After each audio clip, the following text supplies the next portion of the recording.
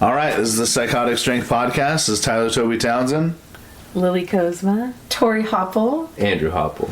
Nice. We got the Hopples today. This is going to be cool. We'll go over why it'll be cool in a minute. All right. So we're going to go through normal shit, gym updates real quick. Mine's going okay. The working out, not so much. The coaching is going really well. We got quite a few clients. I'm in the gym constantly anyways. And then Strongman Sunday, yesterday was bag over bar, which Andrew actually joined us for. And throwing the shit out of some bags. I really hurt my shoulder again doing that stupid bag. Yeah, so I told everybody I was gonna, and then I grabbed the 60 and went for it because everyone's like, go for it. I'm like, shit. So as the coach, I have to show why I'm the coach sometimes, and being hurt doing it anyways isn't the move, but I do it anyways. It's fun. All right. How about you, Lily? It's kind of the same as last week. I haven't really been able to get in there much either, other than to be cameraman during Strongman Sunday. So just being hot and eating right. Vicariously living through everybody else. Oh, yeah, the diet's going well. Yeah. We're still dropping some pounds that way. Yeah. Yeah, pretty consistently. Yeah. Mm-hmm. It's awesome. How about you? Yeah, so I'm not much of a gym goer. For me, we live out in the Columbia River Gorge, and so I feel like we have lots of space just to go for walks out there, and we're running around so much. I feel like I get my steps in. So, cool. But yeah, I'm on the same page as you, Lily. Like just with our diet, we've been trying really hard with our family meals to do more keto style. So we're trying to cut back on carbs, but I do say I have a healthy appreciation for some snack time, but, I'm trying to follow the label. Looking at the label is so humiliating. It's like, what do you mean 14 Cheetos is a serving size? Yeah. But following the label has been helpful, and so, yeah. Serving sizes are super deceptive. Yeah. Like, why are you giving me 40 cookies if I'm only allowed 2 per? This is bullshit. Yeah, what the heck? It's supposed to last like 20 whole days or whatever. That's not. So un-American. It's crazy because they're gonna go bad before then. Better eat them right now. Exactly. I think a serving of ice cream is like a half a cup or something. Yeah. Who eats half a cup of ice cream? Like, that's what I leave when I'm done. That's how much I leave at the end of my serving. That's my scoop size. Every one of them. Right, and you get like 5 or 6 in there. It's good stuff. But this being the harvest season, it's been really fun to get to have like a lot more apples, and we've been trying to do more soups. I feel like we have some really fun like mushroom recipes we've been working with. Yeah, I'm really excited. That's what I'm going to try and do for dinner tonight, actually. Whoop whoop. Sweet. I'm not a big gym goer either. I did get to tag along for Strongman Sundays yesterday. That was fun. Otherwise, I work construction, so I keep myself in shape doing that. There you go. And then trying to diet relatively well, meat and eggs and vegetables and fruit. Hell yeah. That sounds about right. Yeah. I was going to do the keto thing. I thought about it. And really, I was just like, I kind of do what my body craves. Like, I love salad. I'm in love with it. Balsamic vinegar and olive oil. Yum. I love that shit. So, I know that my body wants it. But it doesn't make any sense to not eat it. Like, vegetables, not eating them at all sounds insane to me. And then, like, fruit? I'm not allowed to have fruit? That's crazy. That's like the Lord's dessert. Yeah, because we were going to do the carnivore diet. Carnivore, that's what we were doing. Because keto, I was going to say, I think keto you can still have. Wait, what? But it's like the sugars that are in fruit, which to me, I totally agree. I'm like, wait, but this is still like, it's good for you? Yeah. Which you can still have it on keto. Yeah. You get like less. A couple of portions rather than, I'm going to eat this whole carton of blueberries. Again, serving size is one hand, right? Thumbs down. Give me the whole carton. Yeah, that's fair. I pound the shit out of fruit, dude. Dude, that's how I feel about those little cutie tangerines. I can sit down and eat in a whole 5-pound bag in one sitting. When we'll go for our D&D nights, I'll bring one bag for the whole table and then one bag for Andrew. Yeah. These are Andrew's And I will cuties. eat mine and then also finish what's left He of the will. table. Andrew's cuties. You got it, hey. I'll take one out of the bag, rip it open like a little slutty orange, you know what I mean? And then I'll leave it for a couple days, and I'm like, everybody, eat your little cuties, have whatever, and then I'll just sit down and we're watching a movie, and it's the whole bag immediately. I'm pretty it's good like at peeling popcorn. it all at once. Yep. Yeah. Oh, it's not like popcorn. Nothing's like popcorn. Don't you dare. Well, what I was love saying is Hopples. you eat the whole bag while you're watching a movie. Oh, true. Yep. Yeah. I can confirm. He's so nice though. He'll be like, "Ooh, this is a good one. Here, you can have a piece." Oh. I'm like, "Oh, thanks." Yeah, Andrew. I have wife tax where for every cutie that Andrew She eats, gets one slice. I get one slice. Nice. So she eats like 3 cuties by the end of it. I I'll, sure I'll do. just take one slice and build little mini cuties from all the oranges and give them to her. Thanks to you, I will not get scurvy. Yes. That's very true. Yeah. That's awesome. All right. Well, okay, so that's gym stuff. Let's kind of just cut right into it, right? First of all, like, what are you guys about? What do you do, right? I know you have the coffee, the realm, all that stuff. Like, hit it. Everything. Oh, Lord. At least it feels like we do everything. You guys do a lot. I am part owner in the family construction business. My wonderful wife and I own a coffee shop together. We also are part of a teaching and training organization for disaster planning, emergency preparedness, and firearm safety and proficiency. Whoa. Yeah.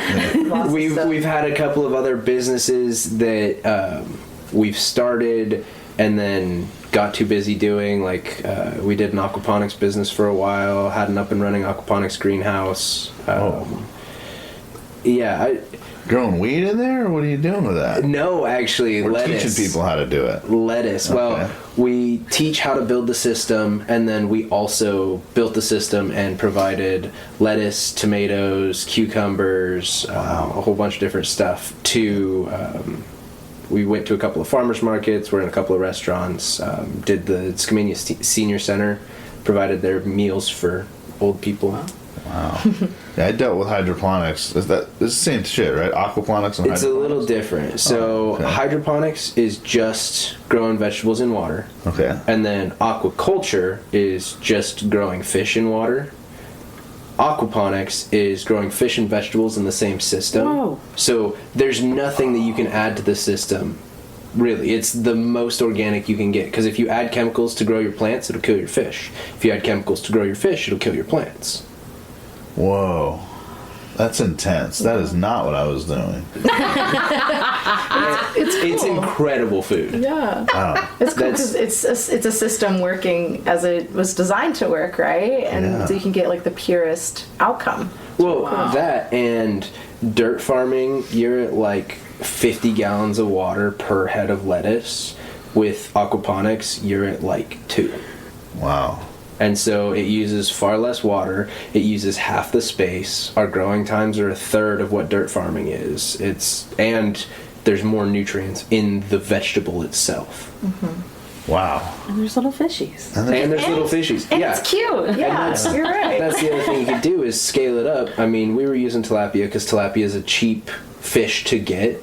So you can eat the fish too. Yeah, you can eat the fish. But you could do it with trout. You could do it with salmon. You could do it with, anything. Wow. What are they eating? You're feeding them too. Yeah, right? so Okay. you get pellets of fish food and feed your fish.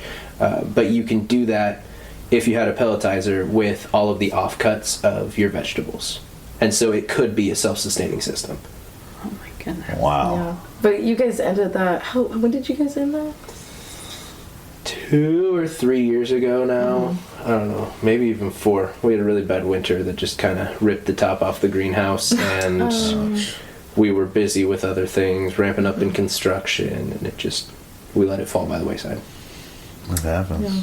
But you're on to much cooler things now too. Other things. Yes, and we're into everything, but everything that we've done builds into what we're trying to do with the realm. Yeah. Yeah. And then Yes. on top of that, I didn't get to mention my business. I have my adventure photography business too, Right. just super fun. So families, couples, event coverage, which is really fun. Getting to, have a different perspective on all the things that we're doing. Yeah, which this whole thing ties in. Tori did the photography for the Warrior Expo. and the coffee. I think you guys were both working it, Yeah. right?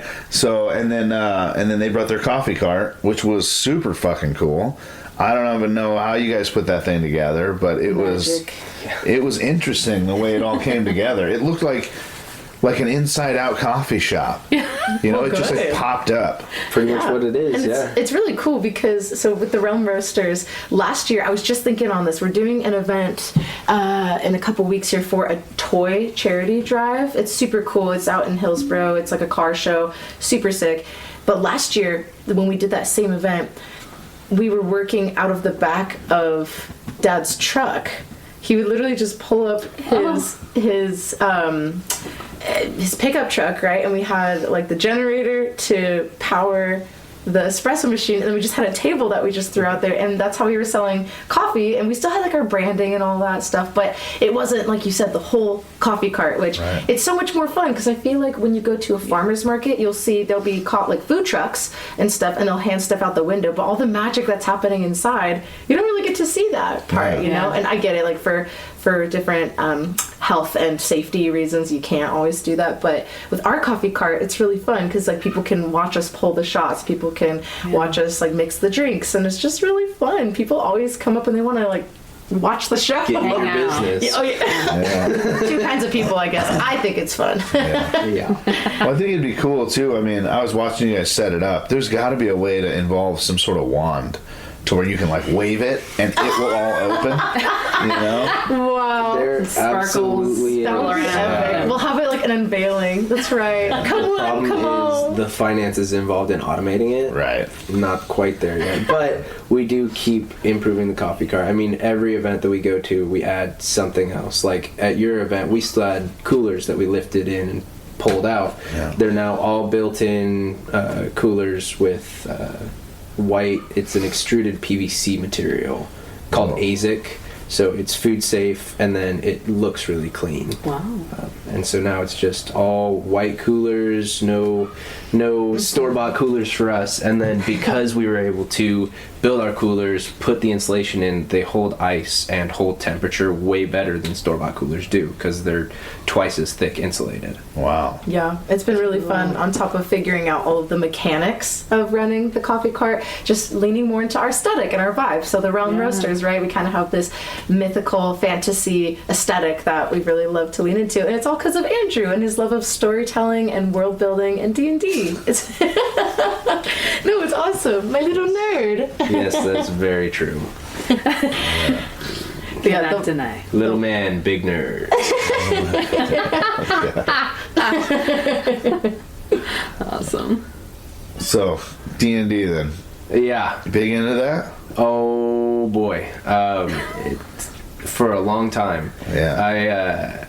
I started when I was 10 and a half with, well, actually, my love of fantasy fiction started when I was much younger. Loved reading stories. And then when I was about 7, so the classic time, I got hooked on RuneScape. I don't know if you know what that is. Amazing game. It was so much my favorite game that I used to have RuneScape themed birthday parties. Hell yeah. Where we would cook kebabs and play Capture the Flag. But it wasn't just Capture the Flag. All of me and my little 7 to 10-year-old friends grabbed sticks and were playing Capture the Flag, but instead of tagging people, you had to hit them with a stick.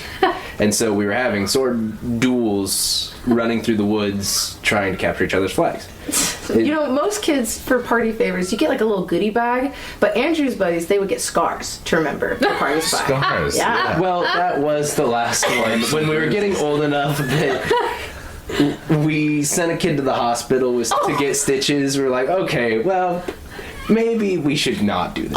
Oh no! Battle wounds. But it was all good fun, and everyone had a great time. Yeah. But that's where my love of fantasy fiction started. And then I heard about Dungeons and Dragons when I was like 10 and a half. And I was like, hey, Dad, have you heard of this Dungeons and Dragons thing? What is this? And that was about when 4th edition came out. And he was like, oh yeah, I used to play that back in the day. And so we went to Powell's and bought the starter set and started playing. And he went, what the heck is this? This isn't the D&D that I used to play. Come to find out, 4th edition kind of plays like a video game. There are strong things and there are weak things, and you should just pick the strong things because then you'll win. Which, in my opinion, doesn't do the game justice.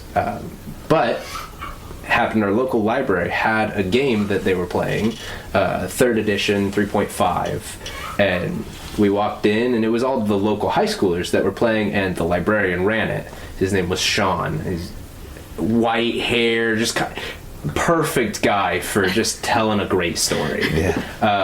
And so we showed up and Dad was like, hey, my son's interested in D&D, do you mind if we play, sit in the game? He's like, yeah, sure, try it out. And so Dad and I played from the time I was 10 and a half till 12 and a half, where we finished up the campaign.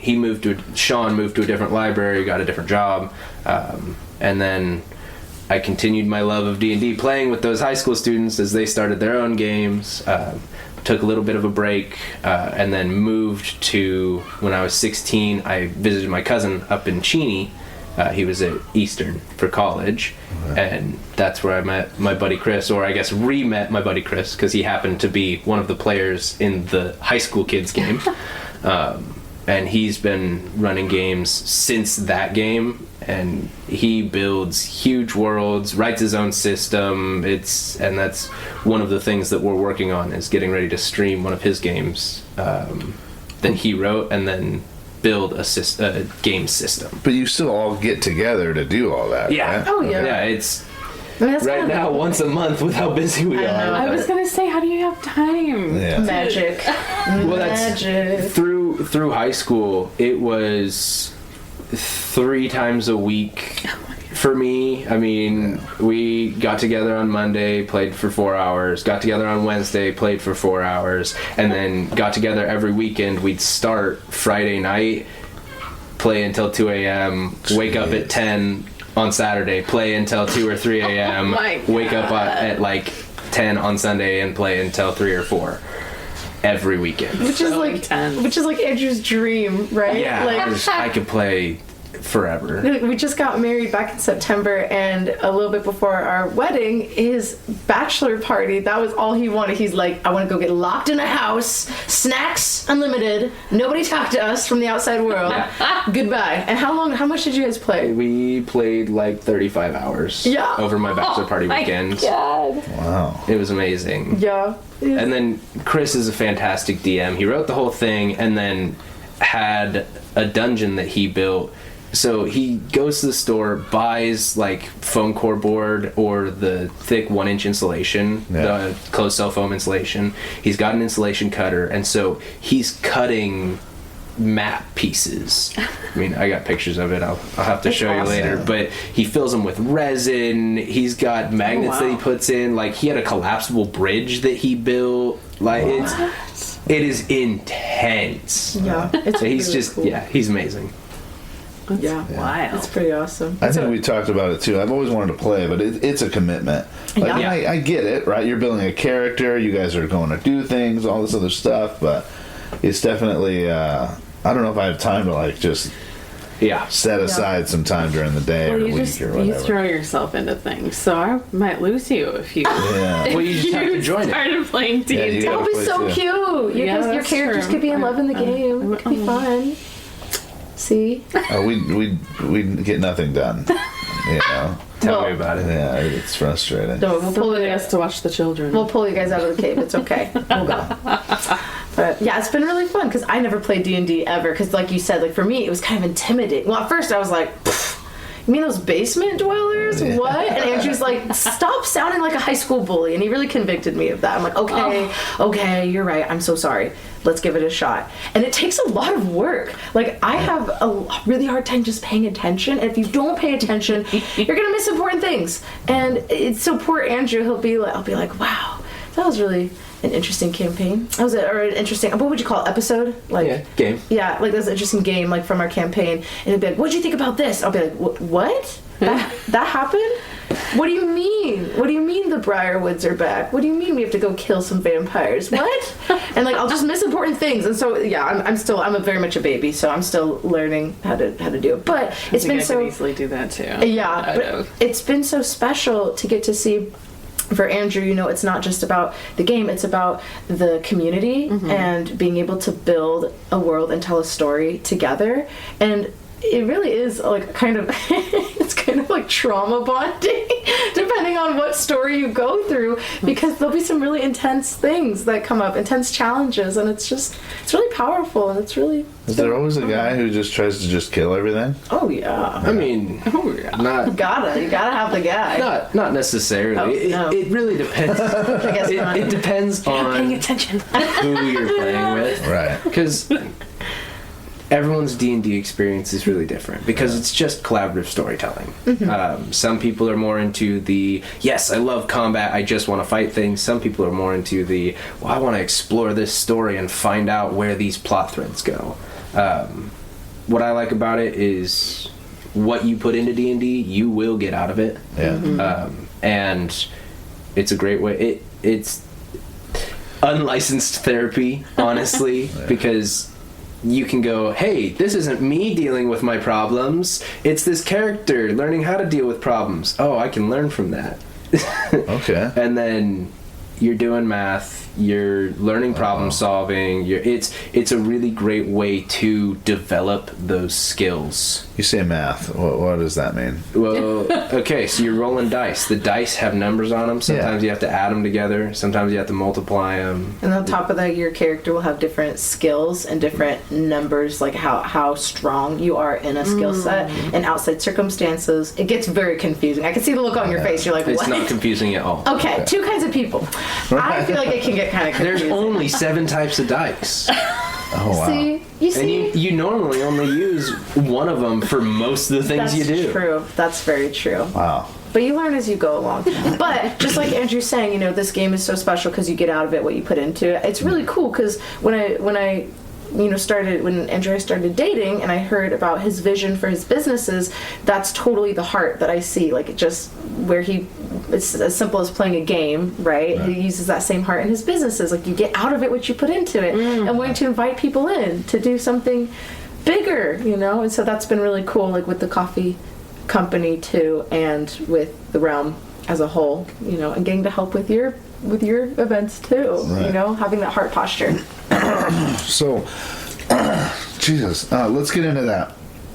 Right, you guys just for coffee at this last spot, right? Yeah. You had some ideas. You wanted to sit down and talk about it. I'm going to be honest. I was very confused. Like not during the meeting, before this meeting. I'm like, they did the coffee. What are we talking about? Like what is it like? Like I thought I was just going to get this sucked and could be better, and this sucked and could be better. That's what I thought I was walking into, and I'm like, this is going to be a meeting that I'm just going to have to try not to get upset and like attack that. Yeah. That's what I thought I'm walking into. And I walk into this, and you're like, we got all these ideas about this cool shit we can do, and I'm like, yes, all the ideas. It blew our minds. Yeah. Oh, well, yeah, we're not. I wasn't ready. We're not Yeah. good. No one ever is. But we're not here to tear you down. No, and that's so funny because I was trying when I texted Tyler. I was like, hey, are we still good to meet?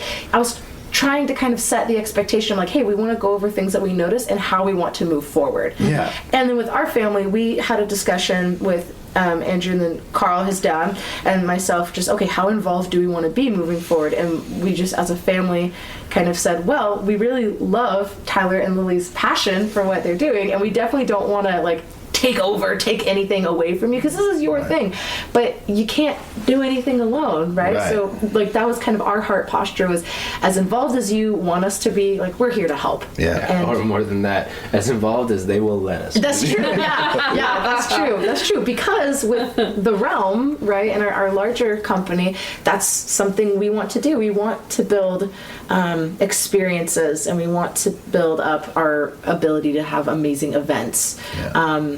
And eventually, a park. Which is really cool. Yeah, eventually, Yes, eventually. an adventure park. Yeah, but being able to help you guys, and selfishly, it's like we can say, "Look at this thing we helped do," right? Yeah. But ultimately, like getting to do it together, it's just so much fun. Well, I did realize as we were talking, right, but when this whole meeting was happening and you guys were blowing the shit out of my brain over here. What's it doing in there? What? Okay, the shit. Okay, sorry. Sorry, Tyler. It's all right. I gotta reword how I say things. Everybody's taking this shit personal. No, but so it was definitely intense thinking about it, and there's a lot of stuff that like you guys have had some suggestions about some of the stuff we're doing that like.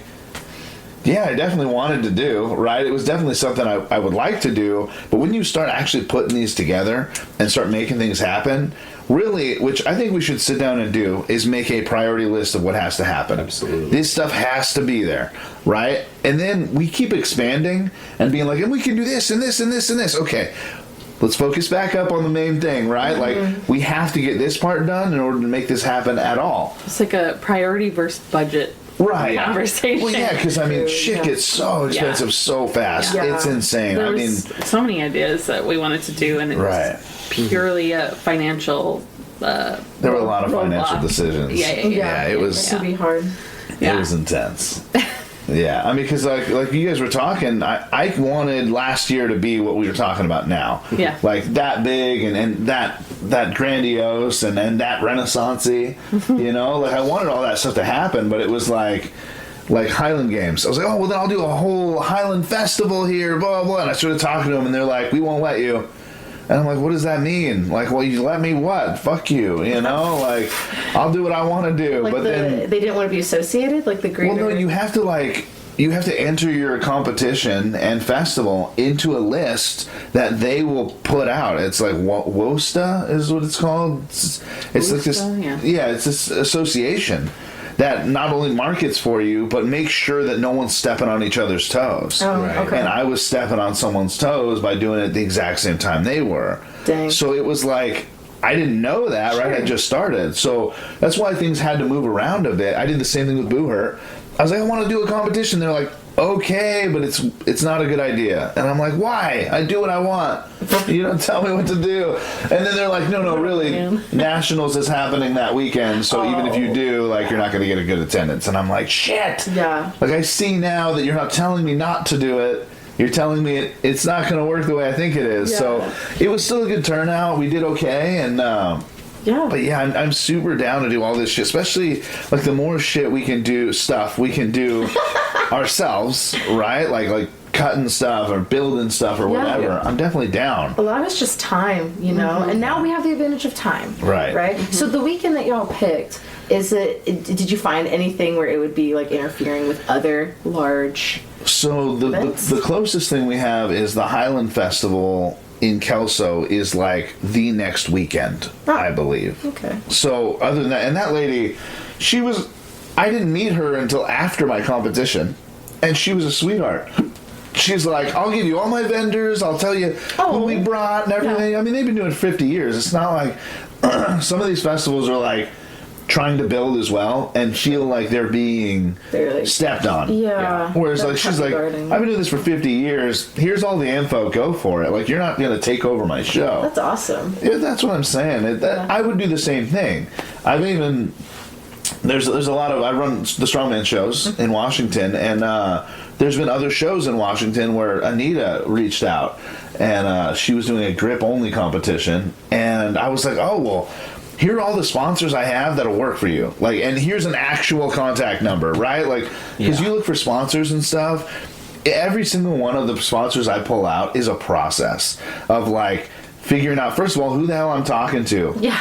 And second, do you have any power to make this decision, right? And if you don't, I need to speak to the person who does. And then here's my vision. If I can get to that person, giving them my vision and what I'm asking for, it's very easy, because a lot of the times they're like, oh, you want us to put like $1,000 down. No, like, send me a few shirts, right? Like, I just need stuff for prizes, or even just to kind of put your name out there. I mean, some of the smaller companies, I like helping people build. I'll be like, send me stickers. I'll just put your stickers in everybody's shit and stuff, and they'll be good. Yeah, so cool. That's we had so panda cool. ones last time. But the ones that from last year I loved, I don't even know what they were called, but they looked like hand grenades, and they were like, it was like a chain that you would clip Yeah. to The grip. a weight. They're grenade Those were grips. so cool. Yeah. Well, Those were and you had to awesome. hold them at a certain point, because if you hold the whole grenade in your hand, it was pretty easy to do. Yeah. So what we had to do is you had to have your hand halfway down the grenade. That's way harder. To start, Yeah. and it's like gets smaller at the end. It was crazy. Yeah. And we gave a bunch away as prizes too, and People loved them. people kept calling them butt plugs. They're like, "Oh, I want one of the butt plugs," and I was like, whatever you're doing with it is what you're doing with it, but like that's You're like, not what just it's take made it home for. first. Take it home. Go away. Yeah. If one of these pops out while you're pressing, I'm gonna be pissed. You know, it's just it's not the way it goes, dude. Man, don't worry, I'll get pictures. It's okay. Yeah, For there we go. advertising. Someone went away in an ambulance. We had shit everywhere, literally, for the butt plug. Someone popped, like for real. It was a grenade pop. Oh my gosh, yeah. They're riveted. That wouldn't be good. That's an explosion. That would hurt. Yeah. But it's cool how excited people were. Yeah, it created chatter. You know, Yeah. people were really psyched about it. Yeah. So I mean, we do a good job of especially prizes, giving away good prize packs. I think the issue that we're running into is. It's probably from a competitor standpoint. I give first place prizes, and that's all. Like, so if you didn't win, you can have a high five. I was handing out crispy ass high fives at that competition, but that's all you're gonna get at my comps. Did people make comments about it? No, it's just at a lot of competitions, first, second, and third get like a trophy. Oh. Instead, at mine, first place gets the trophy and the stuff, you know, and like, Yeah. if you didn't win, you didn't win. I'm sorry, but I think we did do first, second, third for the very first show. yeah, Yeah. we had the belts for the first show, and then we gave away little trophies for second and third. Yeah. Well, I also feel like it depends on how big your show is, because like Right. you got 10,000 competitors. Yeah, I could see you doing first, second, third. Yeah, 1, 2, and 3 out of 10,000. That's pretty impressive. But if you Yeah. like 40, and it's like, Yeah, Yeah. 4, 10. yeah. well, and like it's like 3 or 4 in a weight class. Yeah. Like, Right. Come on. No, you get first place. And I mean, I do not have any second or third place trophies up.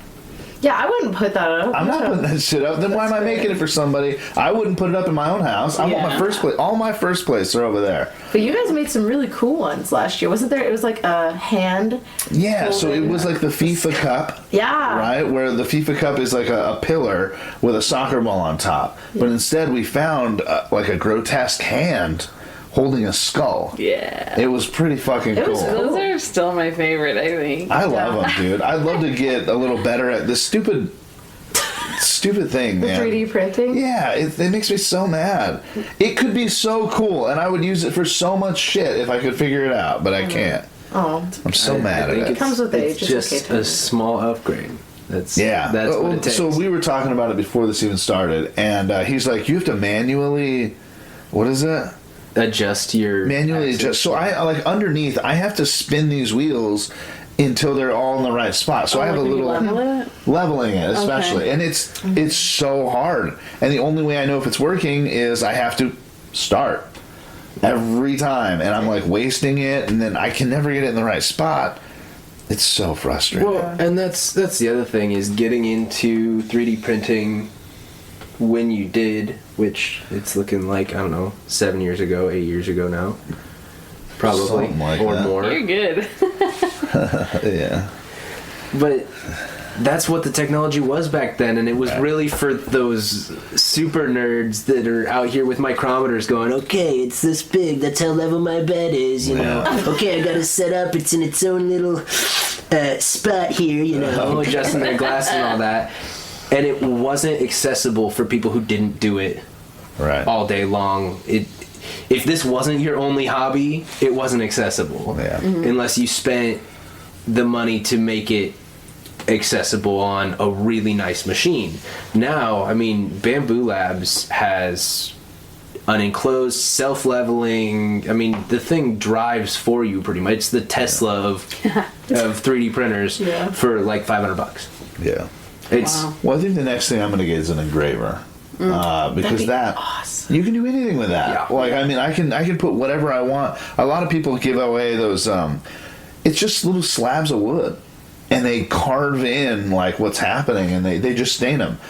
Oh, I'll do that all day. Yeah. Yeah, like It just. feels special because it's something like more unique. You know? Well, and I'd love to do like axes. Oh, You know, like carve into the axe heads or whatever. Like just different shit would be super cool.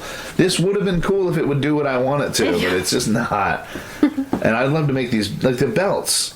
I can buy the fucking belt Yeah. and then engrave each one of these plates myself. that'd be Yeah. sick. The engraver's That would be- next. That's the next big buy we're doing for these shows. And if I can do that, these trophies will be way cooler.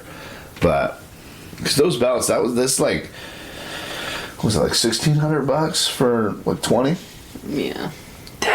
Yeah. So it's a lot of money. Yeah, Yeah. that's what I'm saying. We can make those and like it. We can make that for way less than $80 a belt. Yeah, it was. It's like $12 in leather. And When he some- said 18 inches, I thought we meant like this. Like I was like, yeah, cool, but it's long.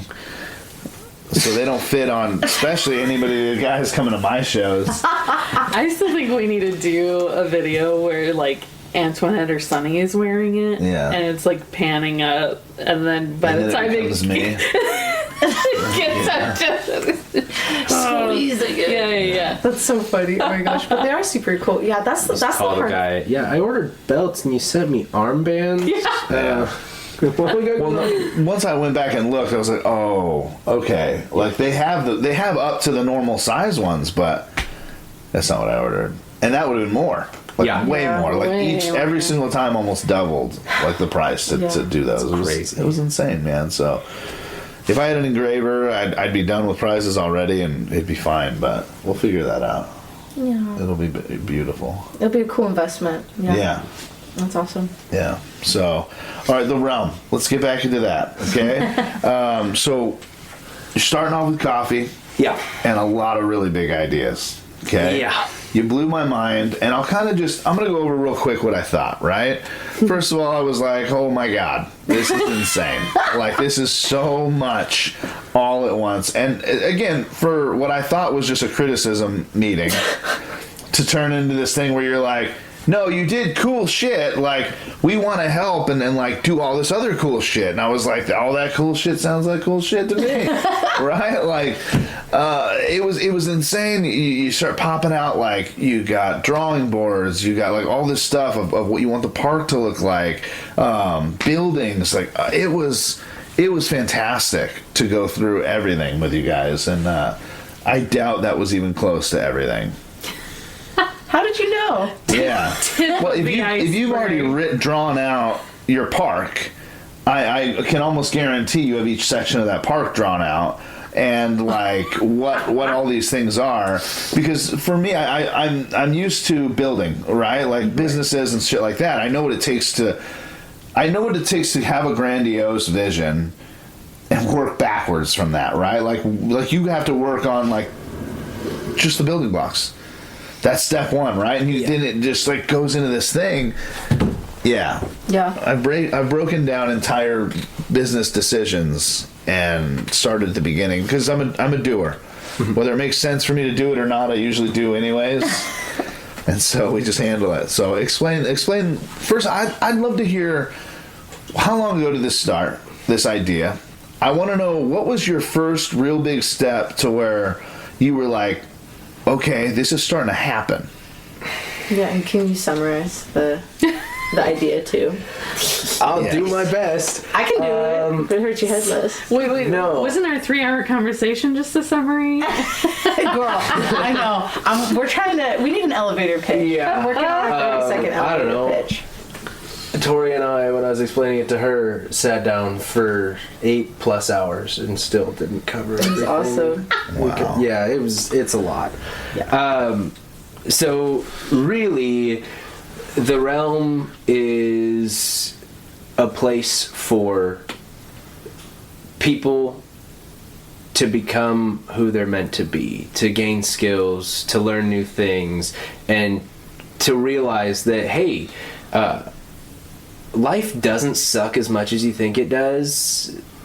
Put your big kid pants on and go out and attack the day, because you can do hard things, you can achieve, and you can become a better person. Yeah. Which I think is lacking in society now. Yeah. It started... Officially, it started about 4 years ago now. Okay. Almost 5.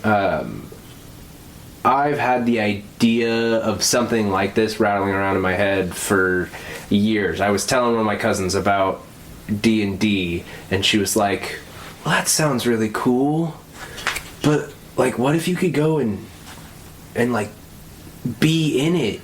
I was like, what do you mean? She's like, well, like, if there's a place you could go and you could like fight dragons. I was like, oh, that's a great idea. And that was, I mean, years ago now. I was probably 14, 13, so 12 years ago now. And then about, I know, young buck over here.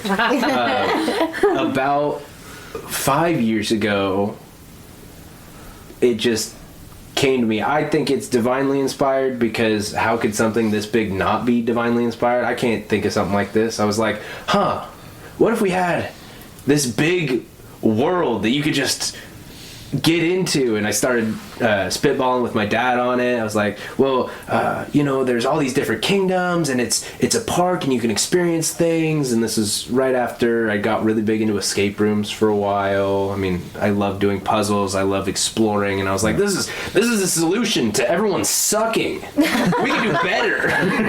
Entertainment's garbage right now. We can do better.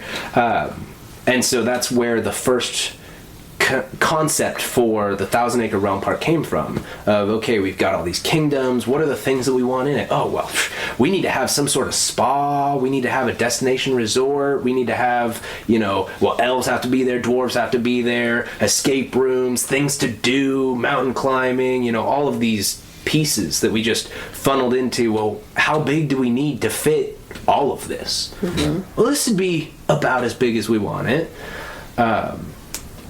And then from there, we're talking about it and we're going, okay, well, everyone likes fantasy, but not everyone likes medieval fantasy. And so we're talking, okay, well, what if we did a Western one? What if we did a futuristic one? And it turned into, it's not just a medieval fantasy park, I want to have a park all over the place of various sizes, so that every realm experience has something for everybody, or the realm itself has an experience that everyone is excited to go to. Mm-hmm. Yeah. It really started taking off 4 years ago. We have this big grandiose idea, and we're like, well, what are we going to do? We better just start doing. And my dad we had just read, because we were trying to start a theme park, Disney by the Numbers by Buzz Price. And it's a really awesome book that talks about how they came up with where Disneyland would be and how many people would be attending, and all of these studies that show what it took to build Disneyland before they presented it to go out for money and all these things. And the gentleman who did those feasibility studies was Buzz Price. And so Dad goes, oh, well, I'll just get a hold of him, and he's dead. So it makes it really hard to get a hold of him. Yeah. But he started, because he did Disneyland, he did SeaWorld. If there is a big name park, this dude did the feasibility study for it. And he started Price Leisure Group, which is a feasibility group, or a feasibility study group for doing theme parks. And the CEO, or I guess owner now of that, is David Price, his son. And so my dad just sent an email to David and said, hey, my kid and I have this idea. This is what we're trying to do. We'd love to buy you coffee. And then we spent a month worth of Zoom calls on the phone with David Price going, okay, well, this is our idea, and this is what we want to do. And he said, oh, I like that. Well, that's really big to start with. Let's break it down into the small things, and it was a month of, well, this is what I've seen other theme parks do. Here, make something up like this. Here's some examples. Oh, I like that. I like this. Until we got to the point where, okay, the theme park is ready to go out for a feasibility study, but we need the money to do that.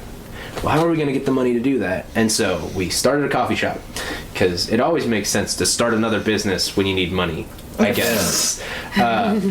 But the dual purpose behind the coffee shop is coffee is a really great place to bring people together, start community. I mean, coffee. Everybody likes it. Yeah. And if you don't like coffee, you like hot chocolate, you like Red Bulls, everyone likes to drink something, and it's a good place to sit down. I mean, cafes are a great meeting place, and so we started with quality coffee and a quality place to meet and start your adventure, The Realm Roasters, we fuel your adventure. Yeah. And I didn't even like coffee when I started. But my great uncle is super big in the coffee roasting industry. I mean, he teaches coffee roasting at Coffee Fest. Wow. And he is a very magnanimous guy, and so he just talks to everybody, and everyone knows him for some reason. And so that's our into coffee, and we started with the Realm Roasters because great place to gather, and we could turn it into the concierge of the Realm. If that coffee shop location like Starbucks is your local coffee shop location, I mean, if we spread out, we have good coffee instead of like Starbucks, the burnt commodity grade coffee, and we're in all of the major cities, and oh hey, I'm going to the Realm Roasters, and we're a household name. Now when you go to the Realm Roasters that's near a Realm Park, they'll tell you what events are going on, what things are happening, and it's that 7-star experience of what a vacation and an adventure should be. Yeah. Mm-hmm. Especially with the technology and resources we have for travel, for like building experiences and organizing. Oh, hey, these things are going on. These things are going on. Well, and not to mention, I love the idea of. So my favorite, one of my favorite parts of this. There's a lot of cool shit, right? I'm very into fantasy. A lot of people don't see that coming from me because I look like this conservative douchebag in a pickup truck. And I get the vibe from everybody that that's what I am. That's not your fault. That's your steel chariot. Yeah. Your big old pickup truck. They don't Right. understand. It's just for helping. That's really what it's for. Oh. But so I love the thought of building a new person because I feel like a lot of these games, D&D especially, these guys get into Magic, like especially a lot of these fantasy things are about building the person you wish you were, right? Because a lot of these guys, I mean, if we go back to the concept of who most of these guys who started playing are kind of nerds, right? Yeah. Being bullied, skinny guys, fat guys, like just these guys that aren't well loved, right? But they can go into this world. A wizard that could do anything, or a Right. super strong guy that Right. fights monsters. Yeah. Or a little gnome that just likes to play a flute, You could be And anybody. he doesn't get That's bullied your for character, it. is it? No. Okay. I was What, like, what do I look like? A loser? No, just kidding. No, the point is you can do anything, though. well, so yeah. the fact that you're just like data storage, right? For me is that really hooked me into the want to be a part of the. I would go to this and enjoy it because I could be like, okay, you get to pick who you are, you get to unlock different skills, and that skill gets you a different part of the park and like gets you different pieces. And I think it's a really cool idea. That's why I also was just like, you need a place for these people to live. Because people are going to come and they're never going to want to leave. Yeah. And I mean, I bet you a lot of people, especially people in the 40 to 20 range, would be okay living there and working there as a thing and probably never leaving. Yeah. Right? Like, who Look, would I wanna would be there? okay with that. I wouldn't be mad either. And on top of that, like something that it's been really cool where Andrew and his dad have dreamed up like all the mechanics, how the park's going to work, here's how it can function, here's how we can bring in people.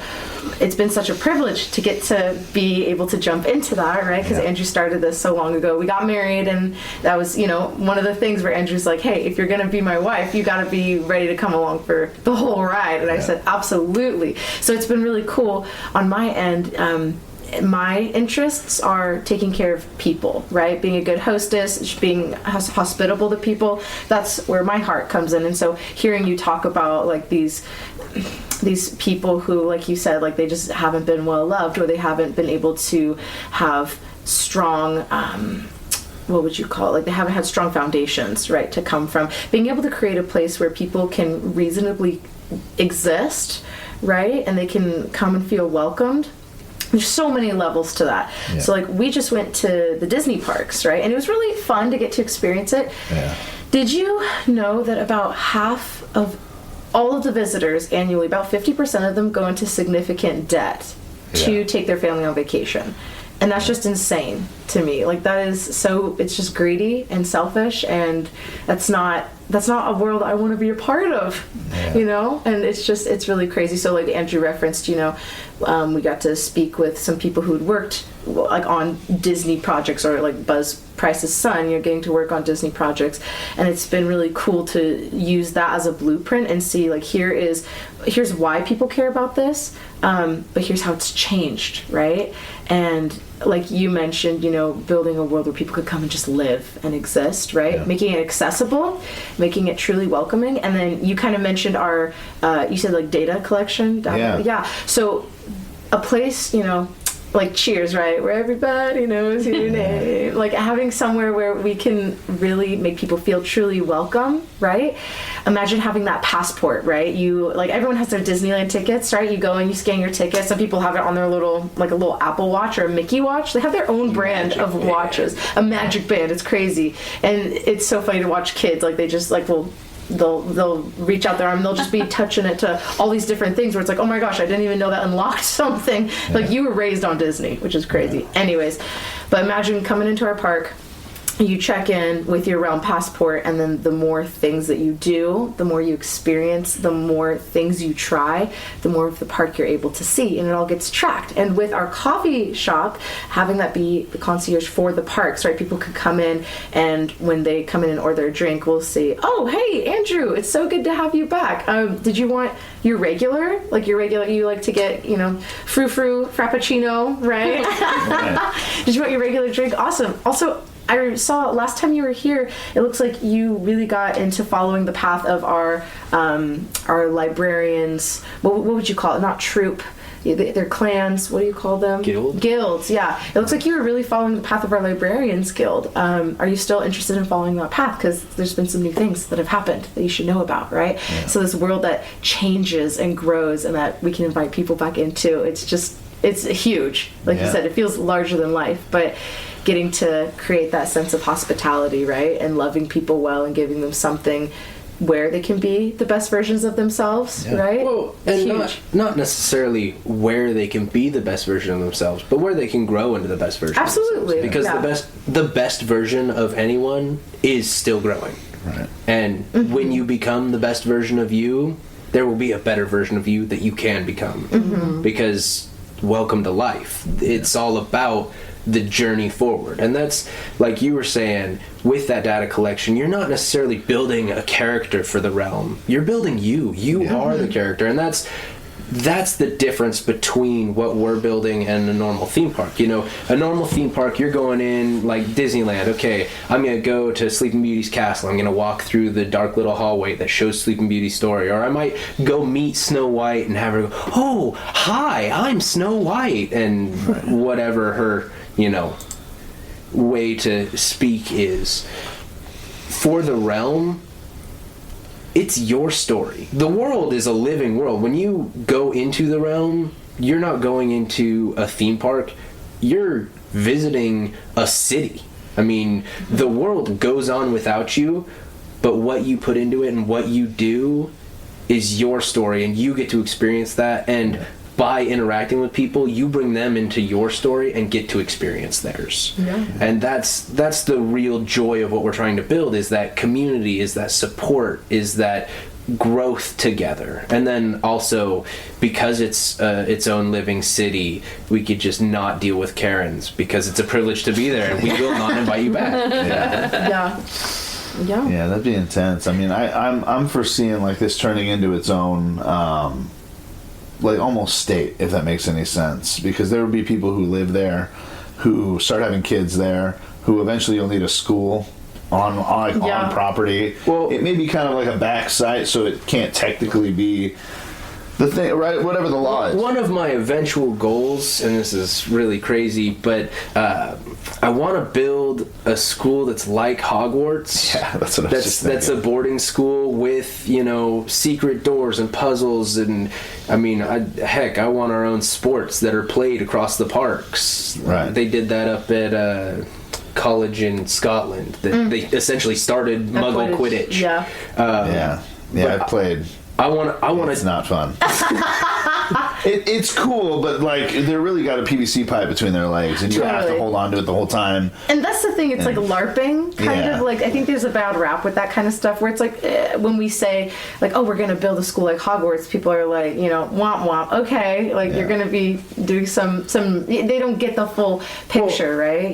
So it's not, go ahead. And you look at school nowadays, and what are they doing? You're sitting these kids in a classroom for 8 hours a day, which school is really just training for working in a factory. No one works in a factory anymore. Yeah. Let's teach them skills. Let's teach them how to build things. Let's teach them how to go out in the woods. Let's teach them how to think for themselves. Teach them how to live life. Right. And that's my goal, is to not give them an education, but to give them the tools to learn for themselves and a thirst for learning. Well, I think in the basis, in order to call this a school at all, you do have to have a certain curriculum at least. Yeah. Sure. But building in the ability to maybe, in order to get to class, like on a certain day or something, they have to go through this hallway and like figure out this puzzle, and that's like going to take them half of class as a classroom and as a collective to get through and get to that thing. But I don't know. It's interesting. I look at it like Hogwarts, Yes, you had to go to the greenhouses for your herbology class, or you had to go out to Hagrid's hut for Care of Magical Creatures. Okay, but they also had downtime where they got to explore the school. There were statues. I mean, there's the Forbidden Forest outside. There's a lake to go swim in. And there was more to explore. It felt like a living world. Now, they were all ungrateful for going to a magic school. Ridiculous. I understand. Like, I get it. Hermione's supposed to be the nerd. I understand where she's coming from. Muggle world, magic's real. Now I get to just deep dive into this. Yeah. Heck yeah. But I feel like I would be reading all the books too. Right. Like everybody was taking it for granted because they live that life. Yeah. Hermione, like, you call her a nerd, but who wouldn't do that? You're like, wait, Right. magic is fucking, give me all the books. I can make shit explode. I can build a tree with a flip of my wand. Well, what are you talking about? Yeah. I want to know all the things. yeah, what are my limits and how can I push them? And without her, the boys would have died probably multiple times. So Immediately. just saying. They wouldn't, the first The book unsung wouldn't hero. have happened. Yeah, should have been Hermione Granger and the Tales of the Sniveling Brats. Book 8. That's right. The not actual hero and the whiny little redhead. Yeah. That's who the two are. Yeah, I know. Okay, anyways, this is getting. I feel like Ron should have at least been a kind of a badass, like fighting badass. I think they tried. It's just the comedic relief. Yeah, I think they tried a little bit to. Yeah, I don't know. But that was at the end. He couldn't have. Yeah. He couldn't have been a badass because that would have made Harry look even worse. That's true. No, I don't think so. Because if Harry's the mix of everything that's going around, that's why he's the main hero, and he's the chosen one, right? But he should have had a friend who'd have been like, "You talking shit to the homie? Boom!" Just knock him in their face and be like, "Yeah, that's who he should have been." But He should have knocked no one Draco but out. Draco was talking shit to the homie. Everyone else Right. was praising him. Like it. Yeah. Just that.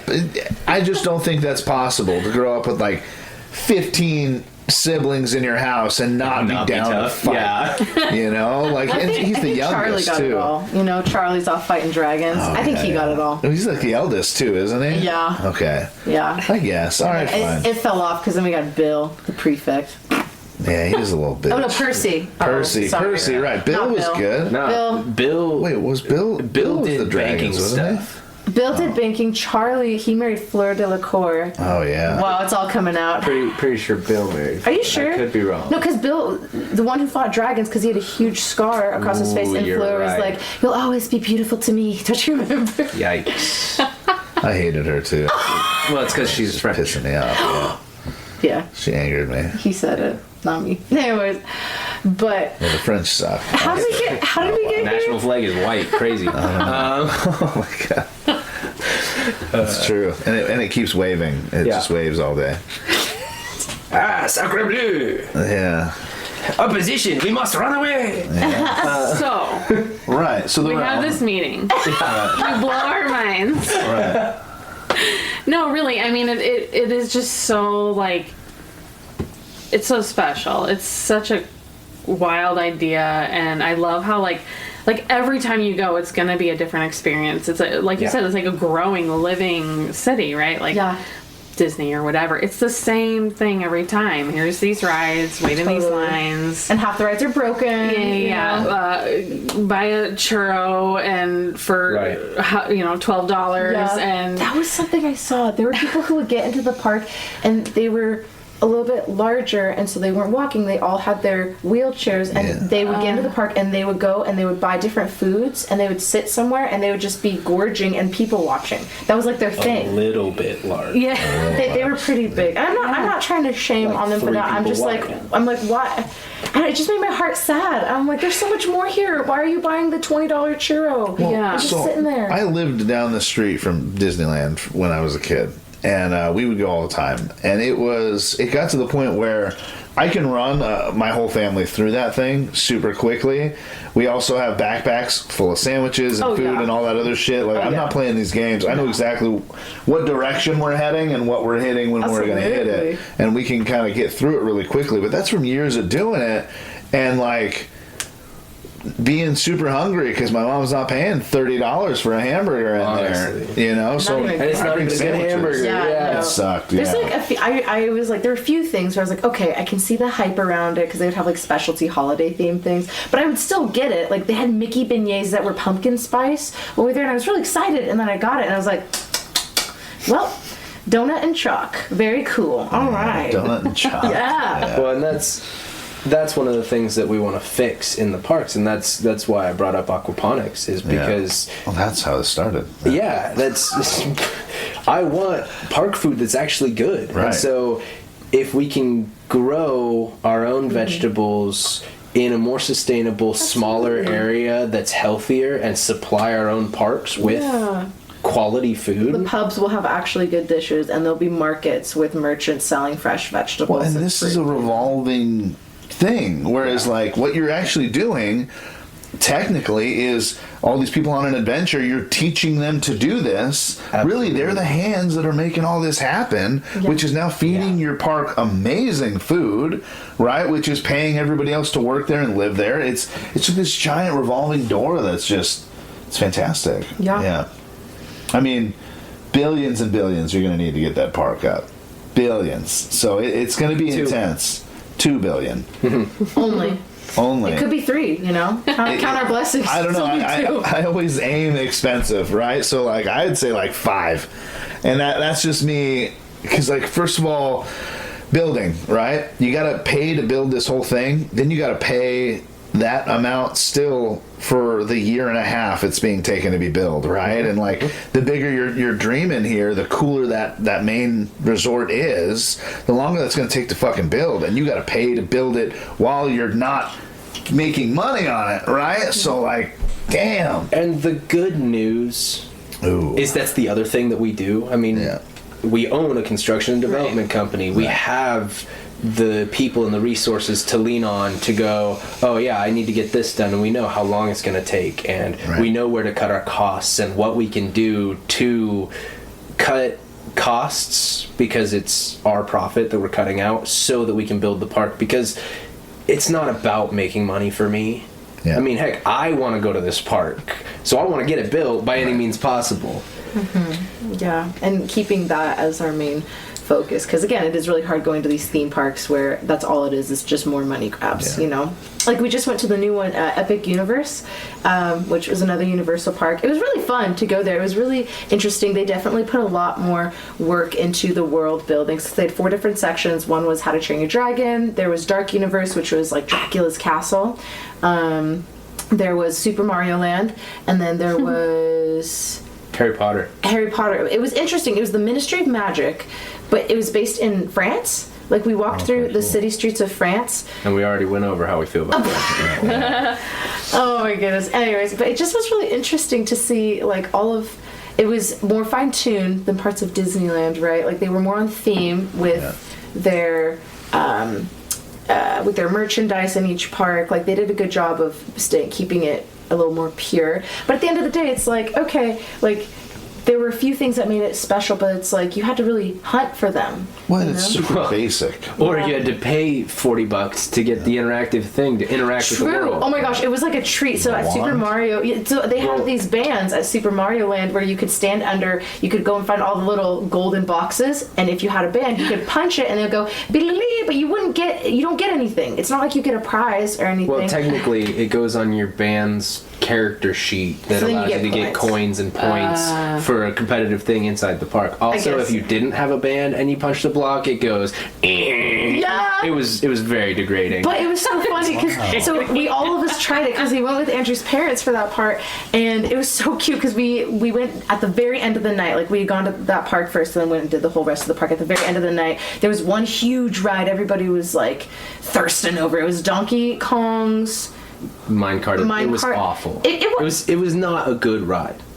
It really wasn't. The big thing was the tracks up top, they looked like they were busted, like in a video game, and it looked like you were about to go off the tracks, but the real track was underneath the set tracks, right? And so you would just jump the tracks, right? It wasn't worth it. It kept breaking. We waited like 2, maybe 3 hours for that ride just to say that we did it, but now we don't have to again. And hey, if it brought somebody some joy, okay. But anyways, we waited until it closed down. We closed down the park. We were leaving the park, and just for fun, Andrew's mom, she's like, I'll just try one more time. And I think it was because it was after hours. We didn't have any bands. She punches it and it makes the bling, and she goes, oh! She like screams in the park, like that much joy that came from like, I won. I got a little pat on the head from the park, right? It shouldn't feel like that, You should get that feeling because you did the work and you figured out a puzzle, right? You should get that feeling because you followed the tracks, not because you spent $50 and got this stupid piece of plastic. That's not going to work anywhere else for you. You know what I mean? Yeah. So I think the only thing you're overlooking a little bit is Americans' laziness completely, right? So true. You're going to build this whole park. This takes work. Yeah. To get to here, to get to there, to get to there, and then you're going to have some dude who makes a ton of money walk in and be like, "Fuck all that! I want to go in there. Like, can I just give you $300 and you'll let me in?" Right? Like, go for it. Yeah, but it'd be because we characters. Welcome to how life works. And that's the you thing. have the money to pay for stuff. Pay for stuff. If people want to just like come and like the people I was talking about who were just like going and sitting on their motorized scooters and just eating, if that's what you want to do at a park, great. Like you are welcome to come and enjoy the space. There will be really cool window shopping that you can do. You can just go through and you pay like, I don't know, $30, $20 to get into the park, and you can just see things and enjoy it. You don't have to do all that work if you don't want to. But like Andrew said, like 40 minutes ago, right? With D&D, you get out of it what you put into it. Yeah. That's a life lesson I think a lot of people forget, because when you put a lot of work into something and then it bites you in the butt, that sticks with people, right? Yeah. And we've all had experiences like that. Yeah. But to be able to create something where everything probably won't be perfect, right? But where when people take a chance and you get rewarded for your efforts, I think people are going to respond really well to that. I think most of the people that are coming are going to want to live there, right? Yeah. But then you are going to get this fucking group of people who are probably the group of people who go on all these theme parks who aren't in debt, who just have money, and who just want to buy their way through this whole thing. Well, that's one of the great things, is the people who want to live there and really experience it will gain all these skills and then have the opportunity to be guides. Yeah. And charge whatever they want to charge based on their skill level, based on what they can access, based on who they are and the entertainment they provide. It's like taking a tour. What? I don't know if we had the same thought just now, but... Oh my god. You could have people making money by just being that guy. Well, that's what I'm saying. Let like you into places, like sneak you in the back door or some shit. Mm-hmm. Is that what you were going to say? Yeah, sorry. Well, that's Damn it. I don't want It's not exactly, but I don't need to. No, let's hear What are you it. gonna say? Yeah, please. No, just, I mean, I guess it's that, but like, basically, you get out of it what you put into it. So if someone's just buying their way through, they still have no skills, they almost would have to like pay these guys to help them get through some kind of whatever roadblock is happening now, if it's fighting a dragon or whatever it is, right? Because like they can't do it because they don't have the skill. Well, think of it in video game terms. Yeah. You can use your in-game currency to pay for people to carry you through a boss. Right. You don't have to do anything. They do it all for you. Right. But Well, you got to make the money. Yeah. you have to have the in-game currency to pay for it. But like, you're really not going to get that sense of accomplishment now. No. You're like, you just bought your way through. So I'm thinking about it from That's like theirs to do. Like that's they have money and they have one day to be here. They don't have the weekend or a week or whatever. Yeah. So they still want to experience these things and they're willing to pay. Like it'd be still cool to kind of like sit back and watch the heroes you paid to do that, and then how you'd feel like a king or queen, right? Getting chauffeured through this entire town, and that's like their experience I want to do in the this, park. and it's like, oh well, we know a person who can get you into that thing or get us past there. And there's a difference, you can pay for the very expensive experience of going to the King's Feast, and that's awesome. You got to go to the King's Feast, but when you get a personalized delivered letter that invites you to the King's Feast From a knight riding up on a horse. because you completed a quest, Yes. you didn't have to pay to go to the King's Feast, because enough people paid to go to the King's Feast. Right. You earned your way to the King's Yes. Feast, and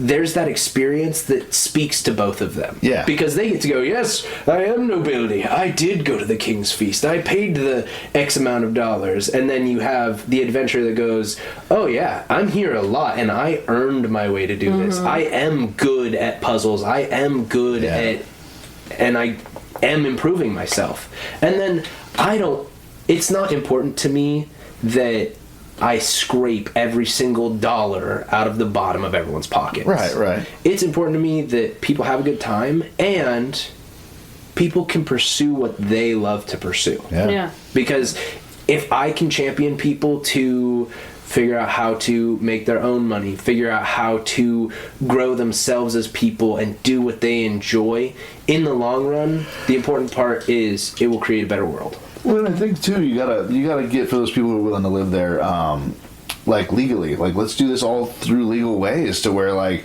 they are now legally trained to do horticulture. Right. And like this class that you've been taking now doesn't just come with unlocks in the park. Like, here's your real certificate from the government. Like, just so you're aware, if you don't want to be here and you want to leave, you now actually have a real life skill that's usable out there, and you can get paid to do it. Or it'd be pretty cool, man. Certifier classes and certificates that you have already can go into your character because you have these skills. Right. And making what you're doing in the park, yes, it's fantasy, but it touches on reality because you yourself are gaining skills, not just your character. So what happens if someone walks in with these certifications already? Like, is there a way to like say someone's already a bona fide like horticulturalist or an engineer or something of that nature? Then they there should be a way to like for them to submit their certificates. Absolutely. Well, the park is based on a renown system, and so if you are already renowned outside of the park, there's no reason that renown can't transfer into the park. Oh yes, I do have these certificates. Yes, I am skilled at Microsoft Word. I do have my certificates. Great. That goes into your technology and engineering skill. You have a couple of extra points in that. You can sit down at our office computers. You can talk to these people about this. Yeah. And it's, as you do things in the park, you gain skills. As you do things out of the park, you still gain skills. And it gives you the ability to track it. I mean, I don't even need to go to the park to go, hey, here's a picture of my certificate, and this is the class that I took, and I can send that through, and that can go on my profile. Yeah. I mean, LinkedIn, but actually cool, Yeah. So true. And it's really interesting because the basis, the idea for all the different themed parks, right, is there was a monk, right, he was an all-knowing being, your main story. Oh, yes. So the basis behind the park, the lore behind the park. Yeah, I didn't even know that. Is the park itself is in a book. This book is a book of, how to live your life right, parables, stories, that type of thing, information, Aesop's fables, the Bible, that kind of book. And it was written by an all-knowing being in order to share that with other people. The book is being destroyed by the great evil. They're burning it, they're scratching out pages. As that's happening, the book itself is a living world, and so they're starting to deal with that decay, evil slowly pressing in, and they figured out how to rip themselves from the pages of fantasy into reality.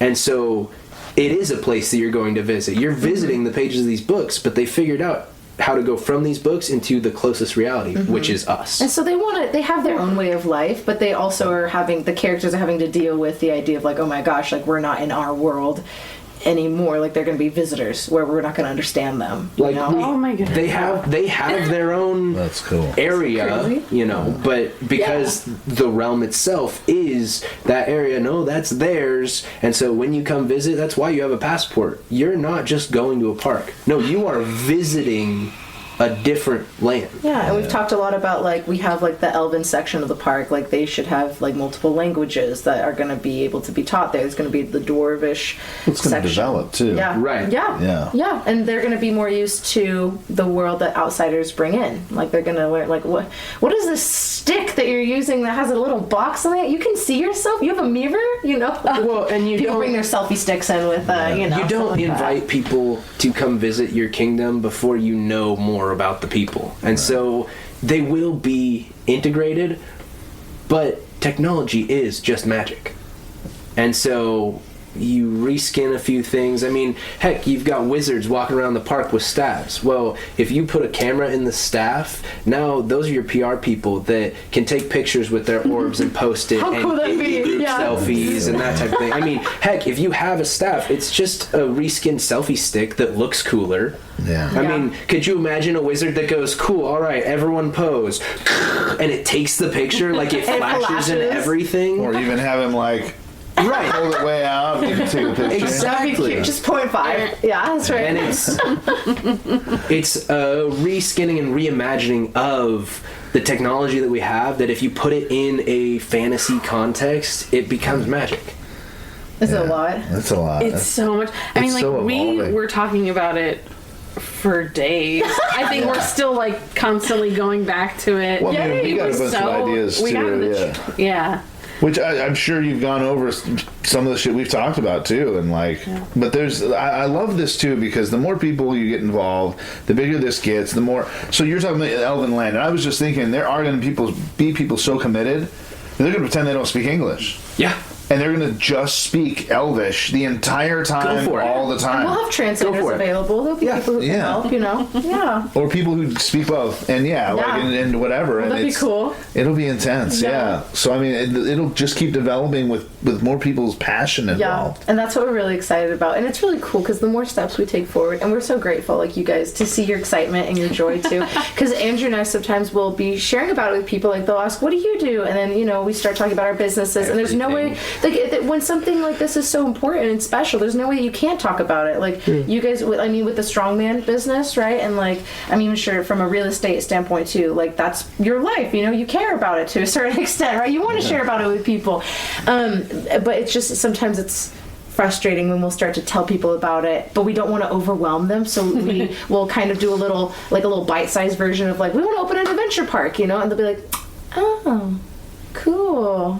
And we'll kind of like, good luck with that. What is that? You do need an elevator pitch, Right. We for do. sure. Yeah. Because What, you don't like our hour-long? I love it, right? Just go on. But the thing is, you were able to give it to me because I'm very open to Totally. conversation, right? Totally. And honestly, I thought that was some critiquing I was going to take. It was a And, pleasant surprise. I mean, how many people would have, Right. met with you at all over if that's what they thought was coming in? And so it was really just being able to hear all of it is what made this worth it, which is one of the reasons in my business, especially real estate, most of the time, people are like, oh, would you be able to have a meeting? I'm like, yeah. And they're like, oh, okay. Like, when do you want to do it? And I'm like, let's set a date and let's do it. Yeah. Right. I am willing to talk to anybody. everybody about everything.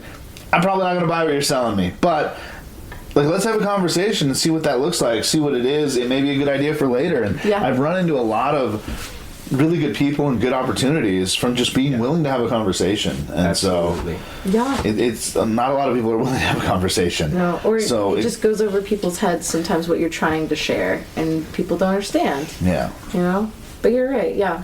And we love that about you guys. You guys are so open-minded. You guys are dreamers. That's what we're here for, you know? Well, there's also different types of those too, which is like we're really doing everything we can to do everything we can. Yeah. And it's different than people, because you were talking about this whole thing, and I'm like, oh yeah, that sounds cool. Like, honestly, at first I was just like, wow, this guy is living in the clouds. He's like, you got a lot of ideas, and then you guys started pulling out shit that you're like, no, we've talked to these people, we've done this, we've done that, and I'm like, okay, these are the people I can open up to as well, because people always have great ideas. No one's doing anything. No one does anything. They don't have any forward movement. And it's super frustrating because I'm like, yeah, what would I have to do to help you? What do you mean?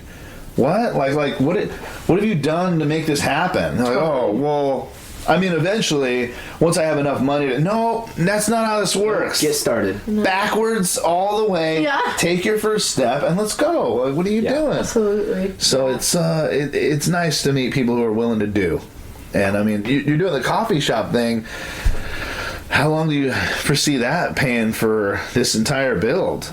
And are you planning on building it and then selling the whole thing to have enough money to do it? That'd be faster, right? But like... Sure, but it doesn't create the community that we're trying to create, and then it doesn't allow us to use it as a concierge. So Right. the coffee shop is just to get people into excited about the realm. How many do you need How many in do I order to need? make this work? I don't know, because the coffee shop's not what we're using to fund it necessarily. Okay. So we have the coffee shop. Our next step is in that teaching and training organization. We're turning that into a clubhouse with an escape room and a couple other things, Right. and selling memberships. And really, our first park is a modern fantasy, James Bond style spy retreat with horseback riding, ATV, hiking, Archery. camping, archery, firearms training, escape rooms. You know, the be a SEAL for a day thing? People pay good money for that. We're going to do something similar, but with be a spy kind of thing, where you get to dress up in the suit, have your concealed carry, heli drop onto the top of the building, go down into the ball, meet your contact in the red dress, get the code information, and crack the vault. Yeah. Like, and when you get across the street, get into the vault, no, there might be operatives, and if you mess this up, you need to shoot. And so you'll have not necessarily a live firearm, but air pistol, or there's a group called Unit 4 Solutions that's essentially simunition. So it hurts when you get shot. You'll know when you get shot. Yeah. And it simulates that live combat. And you can train on your hands-to-hand combat, train on your draw, train on your marksmanship, train on winning that gunfight, because you can be a spy. Like, how cool would that be? Yeah. And so we're looking at 250 acres in, really outside of Camas, that we're working on. So that's our first major park. We just signed on 40 acres of airsoft field and 8 acres of shooting range that we're working on getting memberships for right now, running events out of as a proof of concept so we can go out for funding for that. In the readiness group, we're in the process of building an escape room. And then the eventual goal is there's about a 7,000 square foot building. Well, it's 4 right now, but we can put 3,000 square foot of mezzanine in there that we want to turn into 3 escape rooms, a coffee shop with a drive-through / cafe, and then Astro Pub, game store, and airsoft laser tag. Jeez. Okay. So that's our next goal. I need $500,000 for that. That's my next goal. Is $500,000. It's only, it's not $2 million. Are you going to be the lady in the red dress? I'm thinking about it. If he'll let me. I don't know. And she doesn't like to share, That's very true. Yeah, that's how Andrew, he figures out the money and all the, mechanics of it, and then I just show up and look pretty and sell coffee. That's Nice. That's it. Can I ask a question that may kind of slightly change the topic? Please. Sure. Can we hear your love story? Oh, How you met This is and her all of favorite this? part. I I'm sure it is. That's what I want Oh, to thank hear. you for asking. Oh my gosh.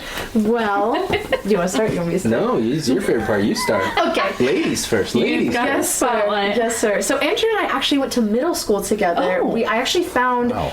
a couple months ago. I was just looking through some, scraps of paper, mementos, I'd say, from the past, and I found a program from middle school where Andrew and I were in a choir concert together, and I was like, oh, I didn't even know. Cool. So technically, it's kind of a my trick goodness. question because I knew of him, but we didn't really. I didn't. Who did? Yeah, Oh, wow. for real. Yeah, Okay. Mr. Big for his britches. Yeah, absolutely. But we reconnected in high school because we both did theater. Andrew and I, the first memory I really have of Andrew was it was your junior year and my sophomore year, I believe. We did a 1980s version of Shakespeare's A Midsummer Night's Dream. So all of the fairies were decked out in like bedazzled disco, hammer pants. It was so much fun. And Andrew do you guys know that story? A Midsummer Night's Yes. Dream? Yeah, kind of, sort of. I don't. It's basically just like a fever dream that takes place in like a magic fairy world. It's very fun.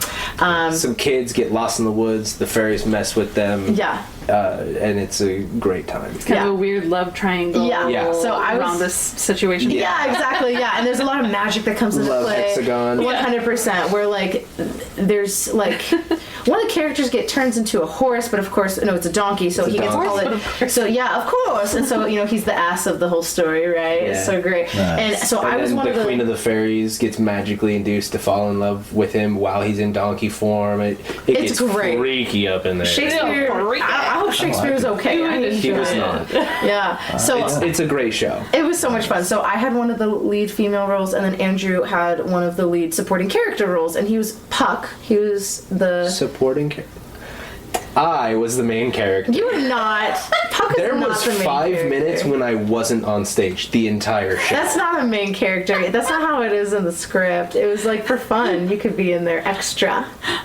Okay. So Puck was like. Puck is the only reason the story happens, actually. Anyways, but Puck doesn't have a lot. Okay, I guess the reason I would say that is you're right, but Puck doesn't have a lot of speaking lines, and so but he's like in the trees. Like Andrew and his dad built the set where there were trees that I from could the see front you doing that. looked like the trees, but they had like ladders and stuff in the back, and so Andrew would like crawl up and he'd crawl around through the trees. No and- ladders. It was just a tree on. Anyways, Just magic. Anyway, it was magic. Well, It was his little fairy one. I got to jump up in the tree and treat it like a jungle gym because we built a tree that I could swing on. And so I was doing flips out of the tree, I was hanging down, I was making faces at the crowd because as Puck, at the very end of the show, I get to deliver a monologue to the crowd that says, "Thanks for coming to the show. If anything we've done here has offended you, I'm sorry, we were just playing." Because as Puck, I get to interact with the audience.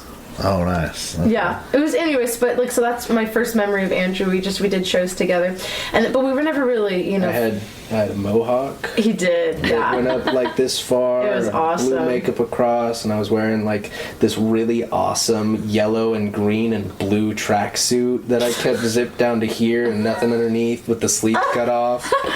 It was pretty awesome. Man, I don't remember what I wore. I think I wore like neon pink, like the fingerless gloves. Anyways, this is off topic though. It was super fun.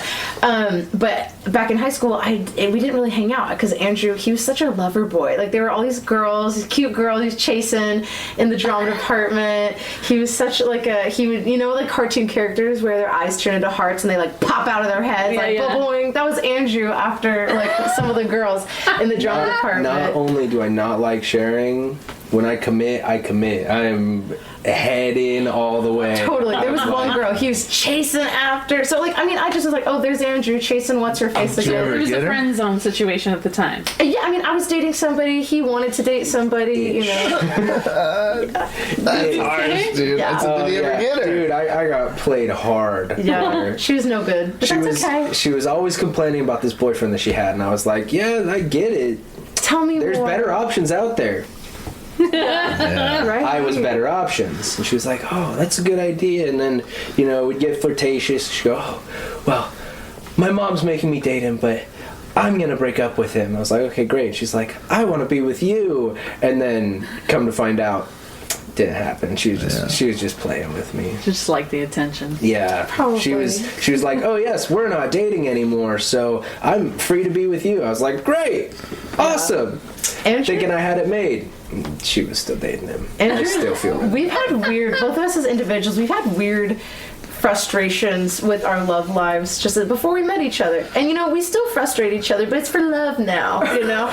But before, so the reason that we reconnected, so we didn't really talk in high school at the time, but I was like, I know Andrew, I know he's a good guy, and I know he's a friendly guy, and I also knew that he was a believer, he's a Christian, I'm a Christian too. And so later, when it was summer of 2024, I think it was, we would donate our time back towards the high school where, like, you know, we were both alumni. I think it was spring. Oh, it was no, it was spring, because that was Whatever that was their musical. They were doing Charlie and the Chocolate Factory. I was doing their playbill headshots. I was doing photos, and I walk into the auditorium. I'm on the stage. I'm walking through like the dark red curtains on the side, just kind of looking for like the next student who needs their headshot. And I look down, and there's Andrew Hopple just hanging out in the curtains. He's like digging through a pile of rope or something. You were just working hard. And I was like, oh my gosh, it's so good to see you. And he's like, it's great to see you too. How are you? And insert my ex-husband's name. And I'm like, oh, wow, we're not. Thank you for asking, though. And Andrew's like, oh, really? And Did he get the hard eyes? a little bit, It's like, oh, we should catch up sometime. And because I knew that he was somebody who like had a faith background that I admired. And I was like, oh, he had also, I don't know how much you want to get into this, but Andrew had also had a fiance. He had been engaged, and 2 weeks before, this was years ago, 2 weeks before the wedding, his fiance called it off, and she's like, I'm so sorry, like, I can't do this. I don't. Well, the exact words were, I don't think I love you anymore. So it was pretty brutal. Yeah. That's real nice. That's not horrible of her. Saved you some time, I'm really glad that it happened before the wedding. Exactly. not after. Totally, totally. And I had that exact same thing, but it was on our honeymoon was what had happened. So, wow. Not as lucky. Yeah, I'm so lucky, but it's And okay. it still saved you a lot of time. It did. It was just like, really? It did, yeah, it was a hard season. It was really hard. But either way, I just knew that Andrew was a guy who had also dealt with, you know, the potential of marriage and then that form of rejection. I was like, I would love to talk to somebody else who, you know, it's just very therapeutic to get to sit and talk with somebody about that. So we ended up meeting up. We went out for dinner. Whoa. You're missing some key I don't want to details. talk about this part. Oh, this is what we need to hear.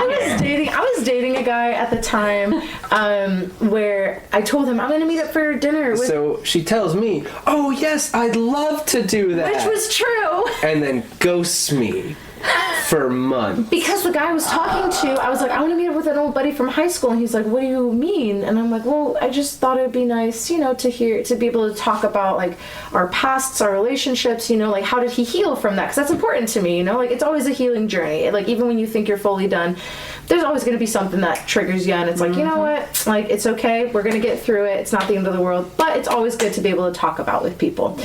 And my boyfriend at the time was like, guys only want one thing. Are you sure you want to go? You're going out in public? You're going to, okay. I mean, I don't know. You guys are together. I'm not mad at the guy for saying what he said, right? Oh, he was 100% correct. Yeah, I mean, Totally. I wanted to take her out because hey, she's single and cute. I'm single and cute. See what happens?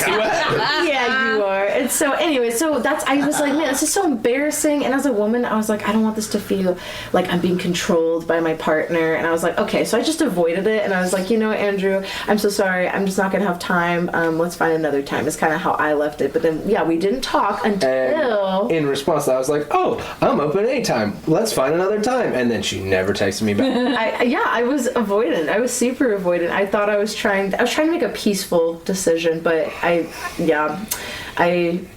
I'm sorry. I apologize. It's fine. It worked out. It didn't work out. But I do feel bad. I was trying to be respectful to my partner at the time, and I just didn't know how to have that conversation with you because I didn't know if you were flirting or not. I didn't want to assume, and it just felt very awkward. So I was like, you know what? God forbid that you ask. I know. That'd be awful. Well, because again, like you're a guy I knew from high school, and my perspective of you was from high school, and I didn't know how you would take it. I didn't, and it Well, I sucks. haven't grown at all. No, you've grown some. You've grown some. But you know, when you ask people something and they're like, Oh, you thought I was flirting with you? Oh, no, I'm so sorry I gave you that impression. Yeah, and then you kind of feel like an idiot. But that's not who Andrew is at all. So I was at my cousin's wedding. She was getting married to this wonderful man, and I'm helping usher people in, and then all of a sudden I see Tori. I'm like, "What are you doing here?" And she's got a camera in her hand. "Oh, I'm photographing. What are you doing here?" "That's my cousin." "Oh, so when are we gonna hang out?" And I'm so sorry. It's true. I explained, and I told you, I was like, I am really embarrassed about this, and I explained all the weird dynamics with that guy I was seeing. She goes, "And he was worried that you were flirting with me." I was like, "I was. But I can stop. Like, you put that boundary there, I'll respect it, but there wasn't a boundary there." It was good. It was good. I know, and it was so silly, because I was just trying to be, respectful to all parties, and I thought my way of being respectful to you was just kind of, letting go and not worry about having that whole conversation. But I learned, okay, Mr. Man. Anyways, so anyway, at that point, we reconnected at the wedding, and I explained we it all. spent the entire end half of the wedding just talking for hours. And I was like, "So, are we going to meet up and hang out? Because I got this really cool business idea, and you do photography, and I need product shoots and that type of thing." She's like, "Yeah, let's do it." No, it's business. It's now Right. It's what? Hey. And so we went out for dinner, and I talked about product photography and some social media stuff and what I was doing with the realm. And when he told me about the realm, I was like, this guy, it wasn't like a romantic thing. It was like, wow, like the warmth. It was like golden rays of sunshine. It just felt so wonderful to be close to somebody who had a vision. Yeah, Mr. Big Talker. But it felt so good to be close to somebody who had a vision, who had goals and hopes and dreams and aspirations, and that I could be a part of something bigger than myself. Because I think that's deep down. I think everybody secretly wants to be a part of something a little bit bigger than just them. But it's scary and it's overwhelming, and that looks a little bit different for everyone. But to have that conversation, I was just like, wow, because I was still with the guy I was seeing at the time, and I don't know how to say it. I had told him, here's what's going to happen and you need to trust me. And he's like, okay, fine. You go out to dinner, have a good time. Well, that was also long distance too. Wasn't it was, yeah, it was. Yeah, you remember made it really hard. Yeah, he was in Indiana, and that was hard being in Washington. But I think all girls have a little bit of a cowboy phase, so that's okay. I hope he's doing well. If you're listening out there, buddy, hope you're doing well. Anyways, but it was just so cool to get to see your vision and to recognize at any capacity I want to be involved in this guy's game plan. I think this is so cool. Like as a business partner and as a friend is kind of what I was thinking, and to help be in on the ground level and help them with their advertising and marketing. I was super down for that. And I'm a big boundary respecter when boundaries are provided. And so I was like, cool, I won't flirt, I'm just talking business here. And then 2 months later, right around my birthday, she's like, hey, I'd love to take you out for your birthday, because if you don't know Tori, she is amazing with people, and she loves people, and she loves, celebrating with them, doing things for them, taking them out for their birthdays. She's like, let's get some of your friends together, and we'll go out to the bar and hang out. And I was like, I mean, I'm down to hang out, but that is not my friend scene at all. We're all basement dwellers, as you heard earlier, big nerds. I'm in love with a basement dweller. And so she's like, well, do you have any friends who want to come out with us? And I was like, no, but I'll hang out. Good excuse. And so we go out to the bar, and I'm keeping my 10-foot respectful distance. And I got him some drinks, and I feel like that's kind of like, it's like, when you're a kid, it's like, let's go to the playground, and there's always kids to meet up with, and you go hang out, right? As an adult, I feel like, where do you go? Oh, go to the bar. There's things to do. There's drinks to have. Strangers to kiss, depending on where you're at in your life. I always stayed in the computer lab. The adult playground. I don't know. I refused bars. So you're not going to get that from me. I quit drinking 6 months after I turned 21. Oh, wow. Okay. And I've been to quite a few bars before that doing dumb shit, but it's just never anywhere I wanted to either hang out with someone or wanted to meet someone, and it was really just because nothing good happens there. Right, like nothing good happens. I'm already an alcoholic, right? I don't want to meet someone who's obviously an alcoholic because we've That's seen each other super here fair. 6 or 7 times, right? Like this is not going to go well. That's fair. The bars I would like to go to, it would be like there would be a theme or there'd be like activities there. So like arcade Yeah. bars, I thought that was super fun because then they'd have themed drinks. The one that I took Andrew to, they had a bunch of pool tables and Right. and they also did a ton of dancing, you know? So that was the appeal for me. It was like there were activities. But you're totally The right. activity, the arcade bar. There's one in Portland. We went and checked out for my buddy's bachelor party, Oh, sick. and it was fucking cool. Was you it pay- Quarter World? I don't. Did know you what it walk was down a called. hall You and there remember were what it was 2 called? rooms? No, so you come in and there's like arcade games here. You walk in and it's a bar and it goes all the way around. Okay, And yeah. then there's one like up and there's I think is that Control Central? I don't remember what it's called. I don't even remember my own name. Some bar. Oh, like, but it's cool. Those you? places are It's awesome. alright, Triple T, who gives? T-Dog. Anyways, but yeah, so we met up at this bar and We're having a great time. I'm keeping my respectful distance, and she goes, "Oh, I'm gonna go check behind the bar because I lost one of my earrings here from Indiana, and like that I got in Indiana, and I'm not going back there anytime soon." And I went, "Well, why aren't you going back there anytime soon? What happened?" She's like, "Well, me and my boyfriend broke up, and I went from about 10 feet That to seems about just- 10 inches, and I was like, tell me more." Oh God, Guys, that look. seems extremely intentional to forget that earring there. it broke. I still have it. The top broke, and I went with one of my other girlfriends a month before. Because again, like I didn't go out a ton, right? But it was like this was one of my bars that I trusted and I felt safe at, Yeah. and I liked. And I was like, oh, I really liked that earring, you know. And I guess. Yeah, I did. When I said it, I was just like confiding in a friend, but I wasn't trying to be like, oh, I'm single now. But yeah, Andrew, he went from like across the pool table, like all up on me. He's like, oh, let me show you with the pool cue. Let me show you you gotta hit it just right. But you know, he was very sweet. And like literally, like that was the first thing I remember Andrew saying was, he came up to me, he's like, so you're single now, huh? And I was like, Andrew, don't. That is not what you say to a woman as soon as she told you she's been dumped, right? And he goes, okay, I'm sorry. Do you want to talk about it? And I was like, that's what you say. And no, I don't want to talk about it. But then I get another drink and I end up talking about it. And from there, And we went back to her house and made cookies. it was very wholesome. Cookies. We were very well behaved. God. Andrew wanted to smooch, and I was like, Andrew, I can't right now. And I didn't. I just broke up with my boyfriend. I couldn't kiss another man. But I'll I'm tell trying you- to remain single. But I was, and I remained single for like 2 whole weeks because I liked Andrew so much. No, made it until like September from July. Really? Yeah. Oh, well, good for me.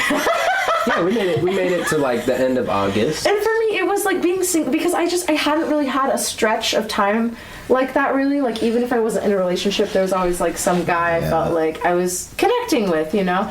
And that just didn't feel super healthy. And so for me, that was just something I really wanted, was to remain single until I knew I found someone that I was ready to be in a relationship with. And it just came a lot faster than I thought it would. Because Yeah, he makes that- good cookies, apparently. He makes very good cookies. That And he didn't- happens, man. Yeah. That really happens hard. Yeah. yeah? I tried to just be a whore for a little bit.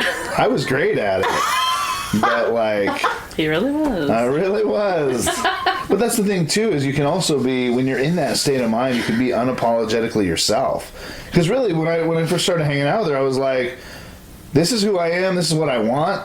If you don't want that, you can really just fuck off. Like, that's where I'm at with it. Like, and so you don't need to hide anything from me either. Like, I don't care if you were trying to date another guy. Like, just do whatever you're doing.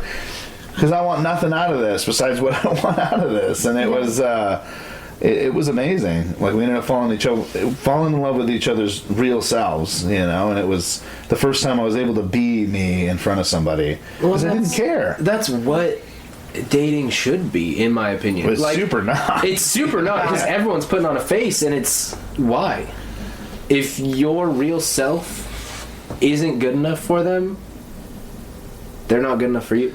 Well, but it does take time and maturing to realize that, you know, like, do you want to put on this fake facade and mask every time you see this other person, or can you just be unapologetically yourself? That was a hard word for me today. You know, It's a little early to start, what the heck? Oh, never mind, you don't do that. what? Oh yeah. People have a problem. I had too much caffeine at back. Oh, there it is. Okay, Yeah. there you go. People have a problem being unapologetically themselves because At all, yeah. oftentimes they don't like themselves. Yeah. Yeah. Because that's what we're told is, you need to be perfect, and that's not even remotely the case. No one's perfect. That's if you're not failing, you're not learning, you're not improving, and you're not becoming better. Yeah. Yeah. And that was something, again, like even before we started dating and when we were just friends, I saw that in Andrew, and I just was like, wow, I really admire that, Andrew, you really aren't a judgmental person. You really aren't somebody who... Oh no, I'm very judgmental. I'm just equally judgmental to everyone. Well, truly, you make judgments like all humans do, but I don't think you're a judgmental person. I think that if somebody makes a choice, like you don't get butthurt about it. You're like, all right, you did your That thing. was a choice. Yeah. I'll let you know it was a dumb choice, but that. you made it and you have to live with it, not me. Yeah, meeting you for sure for me was just like, this guy is very just who he is. Like it wasn't like most people. I feel like psychologically I have to break down and get them to the point where like I want to see who you really are. It didn't feel like with you in any of our meetings or interactions like there was this whole mask thing that's going on here. Like I'm sure you're being a little extra professional because it's the first time we're meeting and it was Right. in a professional setting, absolutely, but I'm still getting a real person here versus all these people who are so fake. You can see right it's through exhausting. Putting on- it's too yeah. much work. It I is. don't have the time. I'm not smart enough to keep up the lie. Putting on airs is exhausting, and I am doing too much Yeah. to be exhausted with that. Well, I'm almost in that boat. I have no memory at all, so I just don't lie to people anymore because it's not. I'm gonna fuck this up. Can't keep like it the straight. next time we talk, I'm gonna be like, yeah. So the other day I was over here and I went to dinner and they're like, you said you couldn't come over for this, and I'm like, shit. Yeah. What were we talking about? Like, why couldn't I come over? Explain to me my lie so I can try and backtrack this. So I just don't. It's just not worth it. And I turn bright red when I'm And you lying. smile real big. I can't do it. Like, You're it's, like, just, oh, is it's that so me? bad. Oh. He gets caught every I'm so time. bad at You it. can't come over because I don't like you. So. Right. It's really just, can you come over? No, I can't. Yeah, we Oh, well, when can you? Yeah. I'll let you know. Remember when I told you I can't? Yeah. I can't because I cannot stand your face. Like, is that okay? I can't stand who you are as a person. You know, I hope you it's, don't have to have that conversation. I hope you don't have to have that internal conversation often when you meet people. it's constant. Really? It is so No. hard. Yeah. Dang. Wow, we're honored. Thank you for letting us in your house. Wow. I'm so glad you don't hate our faces enough to kick us out. Man. It's I mean, pretty. we've seen his face like 6 times in the past 10 days. So. Yeah. What an honor. Very true. Me Honestly, like 2 times maybe. That's right. yesterday I asked. I was like, "When am I going to see you next?" And I forgot it's today, right? It's tomorrow, really. that's okay. But I was like, because I want to see this guy again. Like, let's figure out what we're doing next and where we're going. Hey, and, he's married, Tyler. Back up. oh, I want to see him again. Well, I mean, these are big plans, right? Yeah. And for me, I'm too much.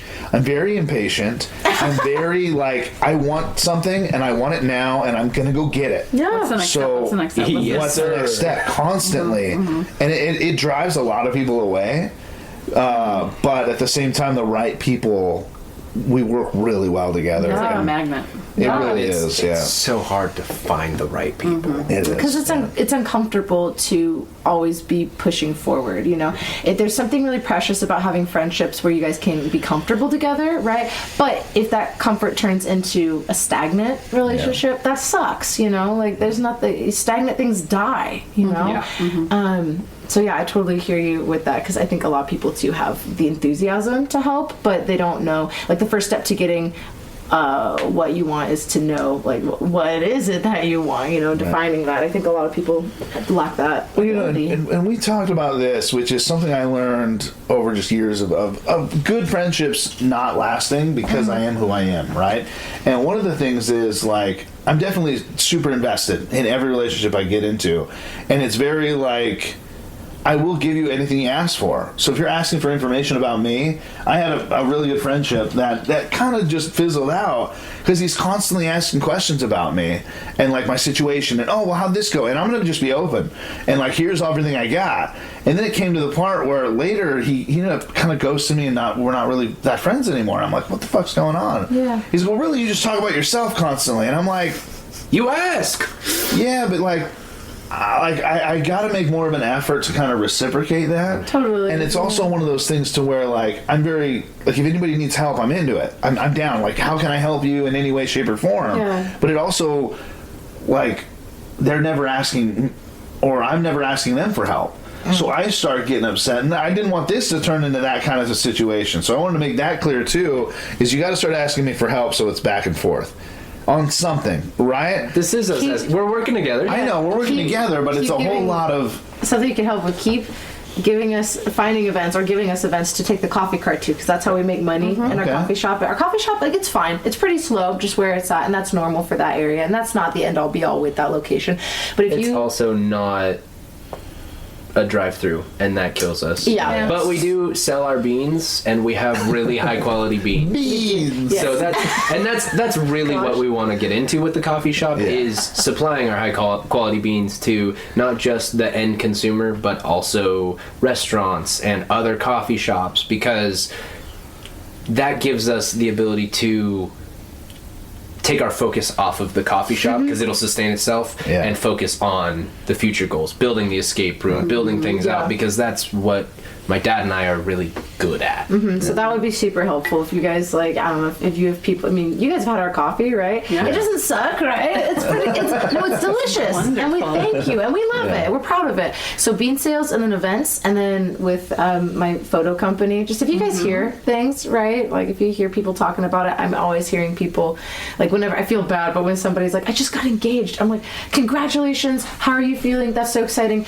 Do you need a wedding photographer? You know, which I definitely don't want it to be like, that's what I go to, you know? Well, so people need to understand. I mean, like, people who run their own business like us, Yeah. I would expect you to ask me that. Yeah. And because that's what you do. And you know what? Yeah. You should, because I may have forgotten, and I'm so excited to talk to you about this news that you should bring that up. It's the same thing with us. Like, we reach out to people all the time and talk to them. And, like, by the way, do you know anybody who might be looking to buy or sell their house? Right? Like, that's a question we try and end every conversation that's any sort of business like. And, you know, it's funny because when I first started, I didn't want to do that because I didn't want to feel like people thought I'm just money hungry or whatever. But, like, You need I work. really understand. This is what I do for a living. Yeah. And honestly, if you appreciated my business, Other people will. other people will too. So, like, refer them so they don't get screwed. Yeah. With these other shitty realtors, right? There's so many. So many. Well, it's not that it's easy to get your real estate license, but it's a 40-hour class. 90. Yeah. Oh, is it I've 90? heard a lot of it seems like something I've heard a lot of people just mention, like, oh, I'm doing this thing, but I'm also working towards my real estate license. Yeah. Right. And it seems like kind of like how coffee shops are, like, it's very easy to break in. It's easy to start a shop. it's very easy to start. It's hard to sustain. Yep. I feel like that can be something people, they don't really put in the. Well, everyone thinks they can do it. Well, Yeah. and, I mean, hard, we were yeah. just talking about how no one wants to put in the work. Yeah.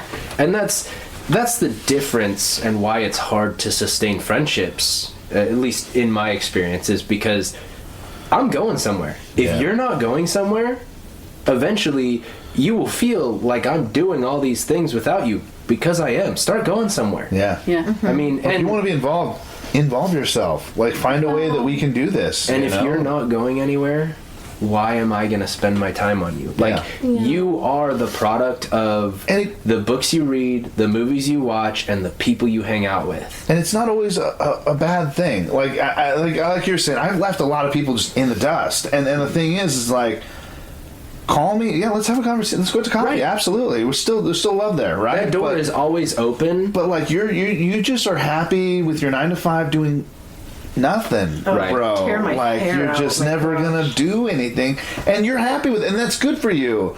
But, like, again, I want to surround myself with people who are like-minded and moving the way I'm moving, and it's hard. It's hard to find. Doers are intimidating for people who aren't doing. Well, and the hard part, I feel like there's a really hard part about, like, you're like, oh, and I'm constantly reading, I'm doing all this stuff. There are people who read a book and are like, this is my dream and that's what I want to do. And like, what are you doing? You know, Right. like, what are you doing to do that? Because that sounds fancy, but you're not, you haven't done shit, and it's pissing me off because I want to help you, but you don't want to do it. You don't want to do the hard thing. It's the same thing with working out. Like, it's like, oh, I want to build my shoulders and my back. I want my lats to be able to spread so I can bench press better. Pull-ups. Oh, I don't want to do that. Those suck. You're goddamn right they do. Yeah. Like, it just, that's how you get bigger. That's how you're going to get huge. I mean, my back blew up because I didn't know, but I started with pull-ups, just yanking, right? Because I don't want to do kipping, none of that, until I could do a full pull-up. And then I was doing 3 sets of 10 with 3 different grips. And I didn't know until I started training someone else. She's like, wait, 90 pull-ups? And I'm like, 3 sets of 10, 3 grips. Yeah. Yeah, so every week I'm doing 90 pull-ups. But it's broken down into 3 sets of 10. Right, so it's 3 sets of 10 yeah. with 3 different types of grips. And so it's overhand, underhand, and neutral grip. Right. And they're like, holy shit. And I'm like, yeah, and by the way, no kipping, no nothing. Like, you have to go from dead hang to all the way up and every time. Oh my gosh. And so, they're like, well, how'd your back get so strong and your shoulders and shit? I'm like, 90 pull-ups. How did you start that? Just pulling. I just hung and I just pulled as hard as I could. Oh my gosh. 10 times, and then I'd let myself go. And eventually, every couple weeks, I'm moving a little further and further. It's hard, the progress, tracking the progress journey. Well, nobody wants to do it that way either. They're like, give me a rubber band. And I'm like, I get you want to work that full range of motion and stuff, but everything I did, I learned myself. The hard way. The hardest fucking way. And it was just so dumb. You pull until you can do 1. Right. And then once you can do 1, you can do 2. And if you can do 2, you can probably do 5. Yeah. And if you can do 5, you can do 10. Yeah. Well, honestly, the way I train people now is just like they get rubber bands, they do that, they're doing the full range of motion until you can do it with a smaller band, and then we work you off the band, and it's slow progression because people they don't think like I do. Whereas, like, the more I fail, the more I want it, right? Like, I have to have it. A lot of people start failing, and they're like, well, fuck this. Yeah, and it's discouraging, you know? Yeah. But it's interesting. So what do you think in your brain makes you want it more? Because historically, if people fail at something and then they get negative feedback, like say 2 people do the exact same amount of, say they both got like a B+ on a spelling test, right? And if one of those people gets positive reinforcement, then it shows they're actually going to get an A next time. The chances are it increases, they're going to get a higher score. But if someone got negative reinforcement, they could go to a B-, C, right? So what do you think in your brain? So it creates something that is propelling you. So it's not anything you want to hear. Oh boy. It's trauma mostly. Okay. So the more good feedback I get, I start failing. I start not doing well because I get lazy. I start not doing things. Really, the more negative I am, mostly to myself, right? The harder I work. Oh yeah. Screw you, I can do it. Watch me. I'm gonna train myself till I can. It's really kind of come out the past couple times in this podcast, and I haven't spoken about it too much, but like even when I squat, when I started working out, it was from a place of just deep hatred, and it was of me. I hated me. So, like, when I got under a squat bar and it started getting real heavy, I was hoping it would kill me. And I was, like, very just like, please, just end this. But then as you go and you step into a situation that you can die. You can die with 700 pounds on your back. It will kill you. So, like, you start going down and you're, like, your will to want to live makes you go back up again. Wow. Right? And I started working out, and I would work out at 2, 3 in the morning, and it was by myself. And I would only work out with clips on. And it was because this will kill me if I do not get this up. I could die. And I would just bench press like that, everything I wanted to do.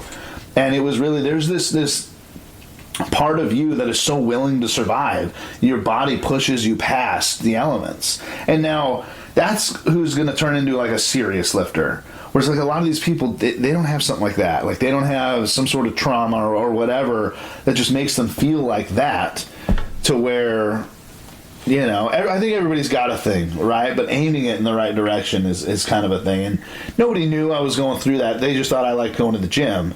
And it was, it really got intense for a long time. But, yeah. That's really powerful. Wow. Yeah. That's really amazing. It's something you were able to use to keep moving forward, right? And it's insane because it doesn't sound like maybe at the time it probably wasn't super healthy, that was a mentality that you would hold on to, but like look at where it got you now, right?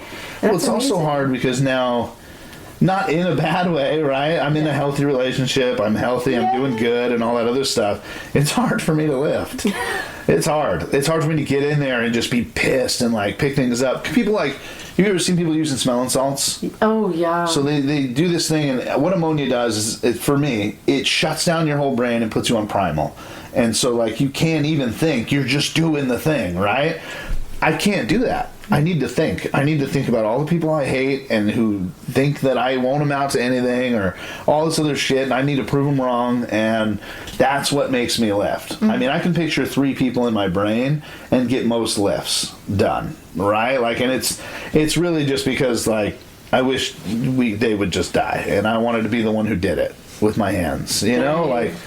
Yeah, intense. Oh my god. It gets really intense. Wow, yeah. But... No, thank you for sharing. I'll crack open your brain a little bit. Yeah. That's what's in there. Well, so that's the other reason too. Like, I like doing this stuff, and I like failing drives hard if you look at it the right way. Okay. You know, like I won't fail, and I also there's a whole bunch of crazy brain things happening in there too, to where there's a whole bunch of beliefs I got in my brain to where like I feel like we're all here until we learn what we're supposed to, and that's different for different people, right? So almost the more successful you are, the quicker this show is probably going to be over for you, but you won't fail completely until you figure this out. So I have this mentality of almost invincibility. Like, I will be here until I learn what I need to learn to be done. So there's no failing. There is no failing, because eventually I will get to that place, and if it's before people think it was time or whatever, then I probably learned what I needed to learn anyways. So, you know, I don't know. It gets real intense. Yeah, no, that's amazing, but it drives you. Yeah, it's driving. That's really powerful. Yeah, thank you for sharing. Yeah, that's really cool, and it's cool how you've shaped it, and it's pretty wild. Like, how spaces that are so dark, right, like in your mind, and those spaces that you've come from darkness can be producers of eventually like things that are full of light and goodness. Yeah. You know, it can take you to better spaces, right? But you can utilize it, you know? Right. That's really powerful. Well, it was the same thing. We were talking about this morning, and addiction, or last night I think it was. So I'm an addict, and I think it's silly that people call themselves an alcoholic or a meth head or whatever, right? Like a meth addict.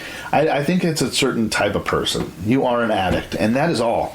Like, there are addicts out there who have never touched a drug in their life or alcohol ever. Yeah. But they're still addicted.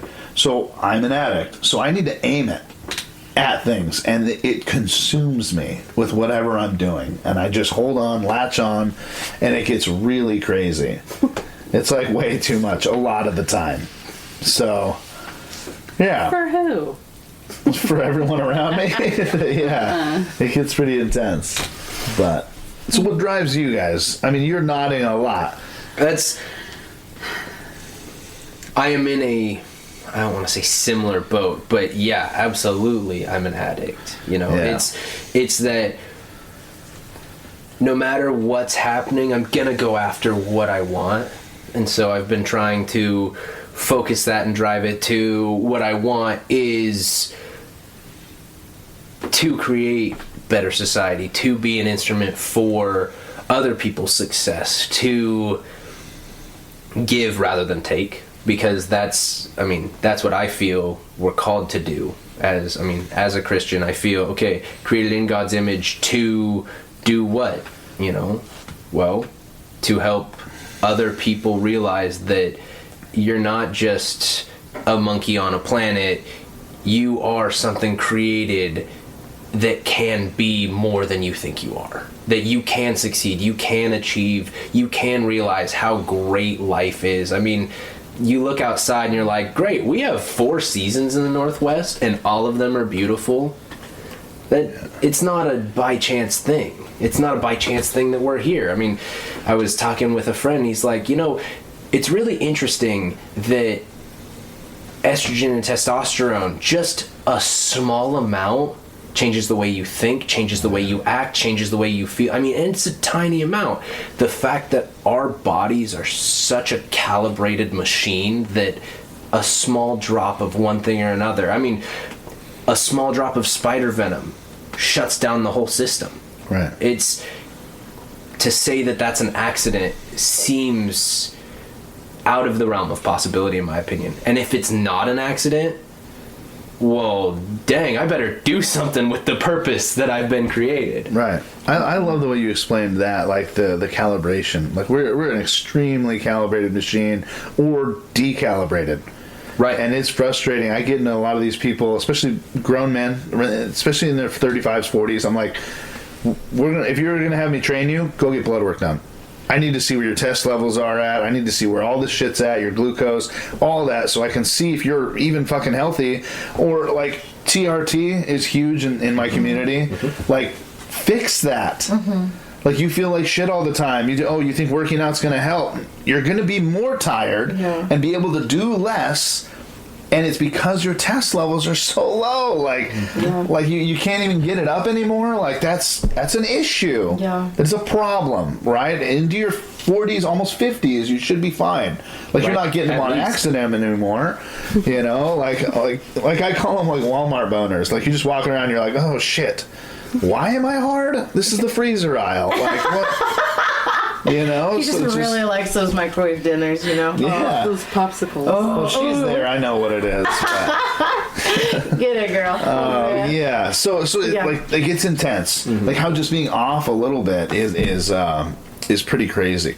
Yeah. Yeah. But it's intense how calibrated we are. Mm-hmm. I mean, the amount of just H2O in our bodies, hydrogen, like carbon, like all this crap that comes out together. And I think Neil deGrasse Tyson said it fantastically, where he's just like, everybody thinks we're just this small blip in this giant universe, and it's like, no, we are the universe. Like, the things that create the universe are what's inside us. And it's very profound. Like, that guy's a smart dude. I like him. Well, and if you think about it, there's lots of planets out there, but have we found life on any of the other ones? Well, I mean... Do any of the other ones have the capacity to even sustain life? And where we are placed in the universe, around the sun, with the moon, I mean, to say that, that was random chance is very hard for me to believe how calibrated we are. I mean,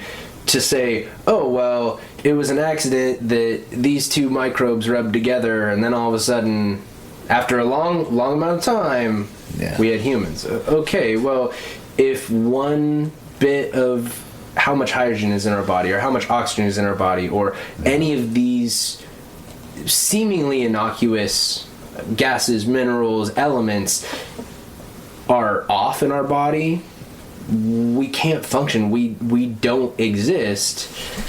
And yet, you're telling me that it just happened by chance? Well, you know what's crazy? We were talking about, I saw this little clip right before bed last night, and it was about horses and donkeys mating. Yeah. Right? So horses have like 44 chromosomes or something, or 44, and donkeys have 42. Yeah. So a mule has 43, therefore it can't reproduce. Mm-hmm. Well, it's just a Down syndrome donkey. Oh, that's okay. Yeah. It is. It's a donkey with an extra chromosome. What happens when humans have an extra chromosome? It's just a Down syndrome donkey. They can still reproduce. Well, that's a crazy way to... Oh, they can. They can reproduce. They can, yeah. Well, so that was also another conversation we had that can get here or there or whatever. But so the same thing with ligers, right? Like lions and tigers. I'm super confused because like lions and tigers are pretty fucking similar. They're just like different colors. So it's pretty intense that like a person from Africa and a white person, right, can reproduce. I'm super confused because like, if a liger can't reproduce and a mule can't reproduce, there's a bunch of other subspecies that can't reproduce. It's fucking cool that we can like create a cooler, better thing. Like, you know? Yeah, the difference is lions and tigers are different species. Yeah. Humans are all the same species. They're kitty cats. They're giant kitty cats. I know. And that's I guess the argument for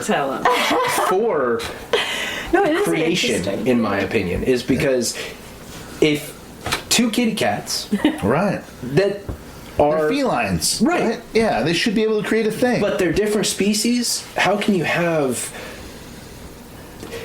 They're close enough together, existing at the same time, and they can't produce something new. How can you have that cross-species evolution? How can you go from something that swims in the water to walking on land? Can we make babies with monkeys? Is there a thing there? I'm not saying we should try this. I'm sure it has been you tried. okay? I don't think so. Like, because we're super close to like think so. chimpanzees, Right. So would we create like an extra chromosome animal there? Like, is there a whole direction we can head that way? Jamie, look that up. Jamie, look that up. Be careful. Yeah.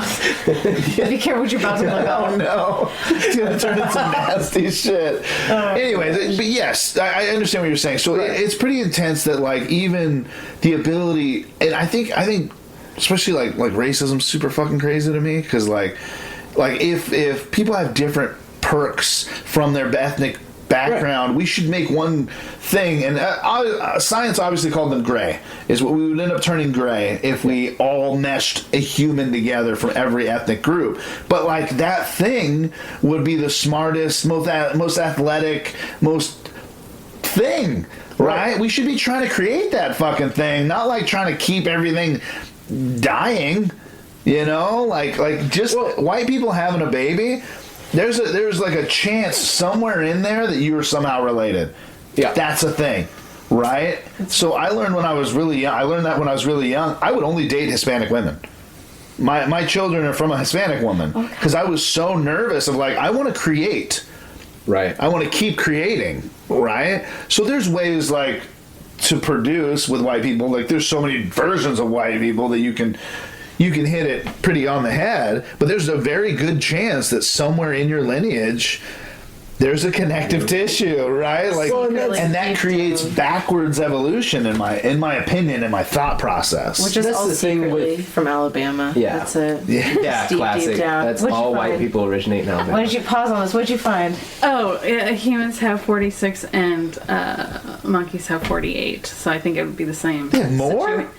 Yeah. What the heck? Well, yeah. Is that good or bad? 1 more makes Down syndrome, 2 more makes monkey. Oh, Yeah, but Andrew. What I'm saying That's what the is, numbers say. but what I'm saying is like, well, like, is it the more chromosomes you have, the better? Well, I mean, obviously we took over the planet better than they did. Well, I don't think that has I don't think it's necessarily number of chromosomes. I think it's about how you use them. How do you use your? Oh yeah, Yeah. yeah. It's not about the amount. Size doesn't matter. Right, it's the most of the ocean. Well, and you look at it, your chromosomes, the number of them doesn't necessarily matter.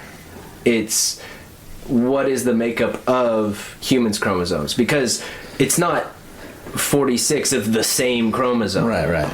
It's, each individual things that make humans humans. Right. Because, deep diving into the molecular level, we've got these things called flagellum motors inside, like, our molecules that are a full spinning motor that without that operating, our system doesn't work. Oh, that's intense. And that's at, like, the microscopic scale. Yeah. You can't... One piece of that goes not right, Yeah. it doesn't exist. It's pretty intense how, again, back to the calibrated. Like, Yeah. just how calibrated we are. Just to exist, not to mention exist correctly, it gets nuts. Well, if you look at the end of Darwin's book, Origin of Species, he talks about his whole theory goes out the window if the eye of a fly is more complex than the fly itself. Because his whole theory is based on the bigger things get, the more complex they are. They evolve to be more complex as they grow. Okay. Because you start with, single cell and move up to the multi-celled organisms that we are. Yeah, but that wouldn't make any sense because, like, a whale would be more complex. Well, they are fucking complex, huh? Sonar and all that other shit. Right. That's intense. What? What? Just a little fun fact. Yeah. Someone messed with a monkey. Someone made a man monkey? Female ligers Okay. can reproduce with a tiger or a lion. But they're going to make another liger. No, that's a Now it's like three-quarter. 24%. Yeah. Jesus. it's the male ligers that are born sterile. Yeah, Whoa. I think it's the same with Mules? donkey. Yeah, it's the same, and they're called different things. Like a mule would be the mule is a product of a horse and a donkey. That if the horse is male and the donkey's female, I think. Right. And then if it's vice versa, it's not a mule. It's called something else, and I can't remember. But yeah, it's a different thing. That's crazy. Yeah, I remember Whoa. this. 7th grade science. Yeah. So yeah. But it is crazy to think about, right? like- Henny. A henny. There you go. Yeah. Yeah, there you go. Thank you. Thank you, our little robot. That's right. But yeah, no. But They're coming up with all kinds of crazy stuff. and bringing all of this back down to like our purpose, right? Like, if we believe that, yeah, that's right. Yeah. It's such a blessing. Like if we believe, that there was divine intervention with how we were designed, and that we, regardless of what people believe or where they come from with their religious backgrounds, like I believe it's every individual's job to be a good steward of the gifts they've been given. And if that gift is life, Yeah. then you better steward that life the best you can. Well, Steward the fuck out of it. That's right. I think that's in the Bible somewhere. It's a verse. we live in a world that is messed up. I mean, you Yeah. can look around and see death, destruction. I mean, bad things Yeah. happen. Brokenness. Yeah. But in my opinion, or in my belief, we're created to be better than that. Yes, we as humans not necessarily long for that destruction, but that's who we are. We I tend mean, to go you don't towards have to it. teach a kid how to lie. It's easy. Yeah. They know how to lie, or at least they know how to not say the truth. It's that choice of, okay, I'm made for more than that, so I'm going to be more than that. Yeah. And that's what I want to share with the world. That's the whole point behind the realm, is showing people that they can be more, that they were created for great things and they can achieve. While still affirming and loving people where they're at. Yeah. Because it's not exclusive. Everyone can be involved in this. Come as you are, please, Yeah. but improve. Like, I want to champion people to get better, because I wish people would champion me to get better. Yeah. I need that. I mean, I'm trying to push myself, but Me too, baby. How come you get mad at me when I'm championing you to do better? That's different. No, it doesn't have to be. It just has to be taken a certain way. Absolutely. yeah. Yeah. And it's just that if you're pushing for improvement, you'll see improvement. Yeah. And you're going to start getting those people around you constantly. Like, I mean, the people who are looking always to improve. And I mean, it's hard to teach someone to want to be better. It's extremely difficult. Yeah. Oh Yeah. man, there's this therapist a licensed. Yeah, he's a licensed therapist, and online he'll talk about he and one of his friends do breakdowns of films, and one of the best lessons that I've ever heard from him is change in a person only occurs when the pain of existing as they currently are is too great. Whoa. I'm like, whoa, isn't that good? That's intense. Yeah. Well, you can't force someone to change. No. You have If to they're comfortable, especially. Yeah. You have to show them that change is out there, and what they're doing right now or how they're existing right now isn't it. It's Well, there's better. You know? right. I mean, That's yeah. what they're doing isn't it. It is painful to exist. You can be better than that. Yeah. I there was a good 2 years where I made all my money in real estate from a completely selfless place, and I'd love to get back there, but it was I spent 2 years reaching out to people and not even talking about real estate. I'm like, I'm a realtor, that's what I do to pay my bills, but what can I do to help you be better? Like, what do you want out of life? I mean, I helped one girl get a job as an accountant, because that's what she'd been working at like Sherry's for like 10 years, but she Oh my goodness. Yeah. she like has a degree in all that crap, whatever it is. And so I'm like connecting her with people, because I know a ton of people, and sometimes that connection is all you need. Yeah. And so I started reaching out to everybody and was like, hey, like, what do you want to do? And like, we'd have coffee and sit down and or a podcast or whatever, and we'd explain like what it takes to be what you want to be, or be where you want to be. And a lot of times how purchasing a home is involved in that. So I would benefit in that direction. This is great. So convenient. Yeah, right. Well, I mean, that's the thing is it wasn't my intention to do Totally. But eventually somebody wants to own their own property and do all that stuff, and it just comes with it. They have so that the more- relationship with you, yeah. Well, so that was the thing too, was like, okay, you do want to do that, but you also want to own a home.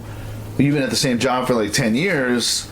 Before we do that, right, before you take on this new job, yes, now this person does want to hire you, but purchase your home first real quick. Otherwise, you got to wait like 3 more years, right, to have your background. So she did that, and then boom, she's been doing this ever since. And it was just cool helping everybody achieve what they want in life. Yeah. But they got to want it. And sometimes people really need, I explain, the way I talk about religion is like it's those lines on the road, right? And if you were to just kind of take a general consensus, everyone would just drive on the right side of the road, like the right side, right? Correct. And then, right, so In America, yeah. right, Yeah, but the they fact should do it is, overseas too. there are people that are kind of stupid or arrogant or whatever, and would just drive on the left side just because they want to do that. They drive Yeah. on the wrong Right? side. So of you the have to have a set of rules and set of lines on the road to be like, no, this is where you drive. This is where you're allowed to turn. This is not a U-turn lane, right? Like Yeah. just all these signs and different helping, because there are people who are either just too stupid or too arrogant to live life and make it productive for everyone else around without crashing their freaking car into you because Yeah. they chose to drive on the left side of the road when everybody else is driving on the right. So it's not necessarily a bad thing at all, right? If anything, it's like a little guidebook. Yeah. But I feel like it's definitely who needs it and who doesn't, because it's also a very overused way of manipulation and control. Absolutely. You know, and Yeah. there's so many different variations of like how that works and what that takes, abuse and all that Can't crap. stand religion. Right. So it's very frustrating that people, anything awesome can be misused, and it's really it's the same thing with food. You know, just because it tastes good doesn't mean you should have 30 of those cakes, right? Like it's just not. so it's not the move, Oh, right? yeah. So Totally. I don't know. Absolutely. All good things, all things can be enjoyed within reason, within Right. margin. All things can be. Yeah.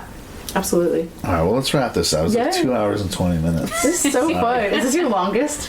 No, I don't think so. Okay, I've been okay. close to like 3 hours. Okay. Well, we just 40 more minutes. We have more questions, you know. No, Yeah, I mean, no, we just can kidding. definitely no, keep just going. Kidding. I mean- no, this is great. Thank you for having us. This has been really fun. Yeah, of course. So this is the Psychotic String Podcast. I'm Tyler Townsend. Lily Kozma. Tori Hopple. Andrew Hopple. Thank you guys for coming. Of Thank course. you. Thank you for having us.